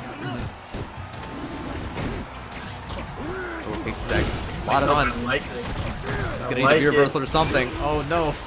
Can you catch him low? No, the DP is there. EX Doesn't DP, the cancel ultimate it. V-reversal. Doesn't cancel into the V trigger there though. I figured it'd be a good time just to get started. Yeah, now The Paces is really sitting on needs it, something. looking for an activation. That could have been it. I think he's sitting on that V. There we go. There He it is. needed the momentum. Because a lot of those combos could have turned into corner carry, which is what you want. Instead, he's still trying to fight to get into the corner, and now this is a horrible scenario. But the Oh, here we Tatsu was go. there. No, and but he was a misses! little bit too far to be able to Oh. connect that DP, and That Tatsu was right That's on gonna time, kill him. though. That is a bummer. Dolphin win. that is game 3 for Cookie Cannon, who is our new underdog champion for our 6th. This is the 6th, right? Yeah, 6th Season 3 tournament. Good stuff to Cookie Cannon. Is this his second win or his first win? I feel like it's his first win. I don't know. I think he's already in like top 3 just by points alone, but I think this is his first actual win, guaranteeing him a spot in the season finale invitational. But good stuff to Cookie Cannon, good stuff to Paces X, good stuff to everybody who participated in the tournament. Shoutouts to all the newcomers who this is your first tournament. If your match was on stream, you should definitely check out the VOD with commentary, see what it is that that you were doing right, what it is that you were doing wrong, what was working and what wasn't in the matchups that you lost. If not, then hopefully we'll see you again a couple weeks from now, and we'll be able to make the stream. I always try to make sure to catch newcomers on stream whenever I can. Thanks, Frab, for hopping on the mic with me. Absolutely, yeah. I always love to be here, so I was glad I could catch it. Yeah, if you wanna go ahead and plug your streams, Oh, go ahead. And, absolutely. So I have two things that I use pretty consistently. I'll put them in the that's not correct. In the chat here. I have my YouTube channel. Oh, it deleted the link. It won't let me do it. You might have to make me a mod to let me do it. Unless you just want to type my links in. Just call it out. Yeah, it's youtube.com/c/Frabasaur. If you just search Frabasaur on YouTube, you will find me. I make Tekken. Although the Tekken content's definitely not as present. I mainly make Street Fighter V content. A lot of tutorials and teaching on different aspects of the game and how to understand them and to play the game better as a whole. Really understanding the game though, rather than just here's a combo. Now here's another combo. So that's kind of the stuff I look to do, and I do some very rank-specific things as well as just general concepts for getting better at the game. And then twitch.tv/Frabasaur. Every Thursday night is guaranteed 8 o'clock Eastern Standard Time. I do coaching lobbies live. Usually get a lot of people in. We coach from rookie all the way to diamond. Whatever you are, if you want to get in, get help, get some eyes on your game. Very I feel I'm very skilled at doing that, and I very much enjoy doing that. It's a pretty fun place, fun atmosphere. We get a good group of people that come in regularly. So that's on Thursdays, and then other days of the week I might stream at random, just some games and lobbies and stuff like that to have fun with. But that's generally what I do. Of course, I'm in NCH. If you guys aren't in the Discord, get in the Discord. Yeah, if you're on the Discord, go ahead and hit !Discord in the chat right now, and just go ahead and join, and you can take part in our tournaments. We're going to have another one exactly 2 weeks from now, same place, same time. Additionally, we've got a whole bunch of other events that I don't feel like calling out right now. We've got our EU tournaments, we've got our Clash of Heroes tournaments, we've got our Marvel vs. Capcom Infinite tournaments, which we're going to be, I don't know if those have already started or if they're starting this weekend or something like that. I think at least one of the Marvel tournaments has happened. Okay. Good to know. I have seen, yeah. We will be picking up Dragon Ball FighterZ when that game comes out as well, so look forward to that. I'll be hosting those tournaments myself. Ooh, man, plus none of us will technically be a high rank, so even the coaches can get in on that. Oh, yeah, you know it. Baby. I wonder how ranking will even work in that. Do you get like, I'm first Goku, I'm second Goku? First Goku? I don't know. That's a good question. Maybe it'll be like power levels. Yeah, you go to, what is it, what's the something Kai 10? Donger Lord is asking when there'll be an Injustice 2 tournament. So the Injustice 2 tournaments, the schedule is a little bit up in the air. Just keep an eye on the NCH schedules channel in the Discord, and the second that one of them gets announced, we'll post it in there, and we will ping everybody who has the chat. I was gonna put the picture back up because I think that had like what the general thing is, even though it had like a time frame on it, but honestly, there's a little bit of disarray in that, so we don't know when the first tournament's gonna start. It should have been this weekend, honestly, but it didn't quite happen. But yeah, don't take that as like the Injustice in NCH is not solid. It's just right now it's a little bit like we're having trouble finding who's gonna stream it and but when it gets started, the thing is just as solid as anything else. Actually, our first Injustice 2 tournament actually had some of the highest turnout that in terms of viewership that we've had for a tournament. So that was so it's a bit of a shame that we haven't already had a second one. They'll go regular, they'll go everything. Yeah, they'll be on point to get started. It's getting the people in place to do it. Alrighty, thank you guys for joining us. I'm gonna go ahead and sign off. Stay tuned. I'm gonna be hosting the Weekly Gaming News Show podcast after this. If you want a podcast to watch, if not, then that's cool too, I suppose. I believe we might also be streaming a grudge match today, possibly between Uber and Din Lee. I'm not sure if that's happening today or later on. I've been down to see some of that. Yeah, so when that happens, it'll happen. Just stay tuned. But yeah, thank you guys for tuning in. See you guys later. Yeah, I remember Garbage asked me about a grudge match, and then nothing ever happened. But I was like, I'm ready for one. Coaches, get at me. I'm ready for one. But no, y'all have a great week. Sorry to start the sign off. Dead in his tracks. Y'all have a great week, though. Thanks again for hosting, Mount. No problem. Thanks for joining me.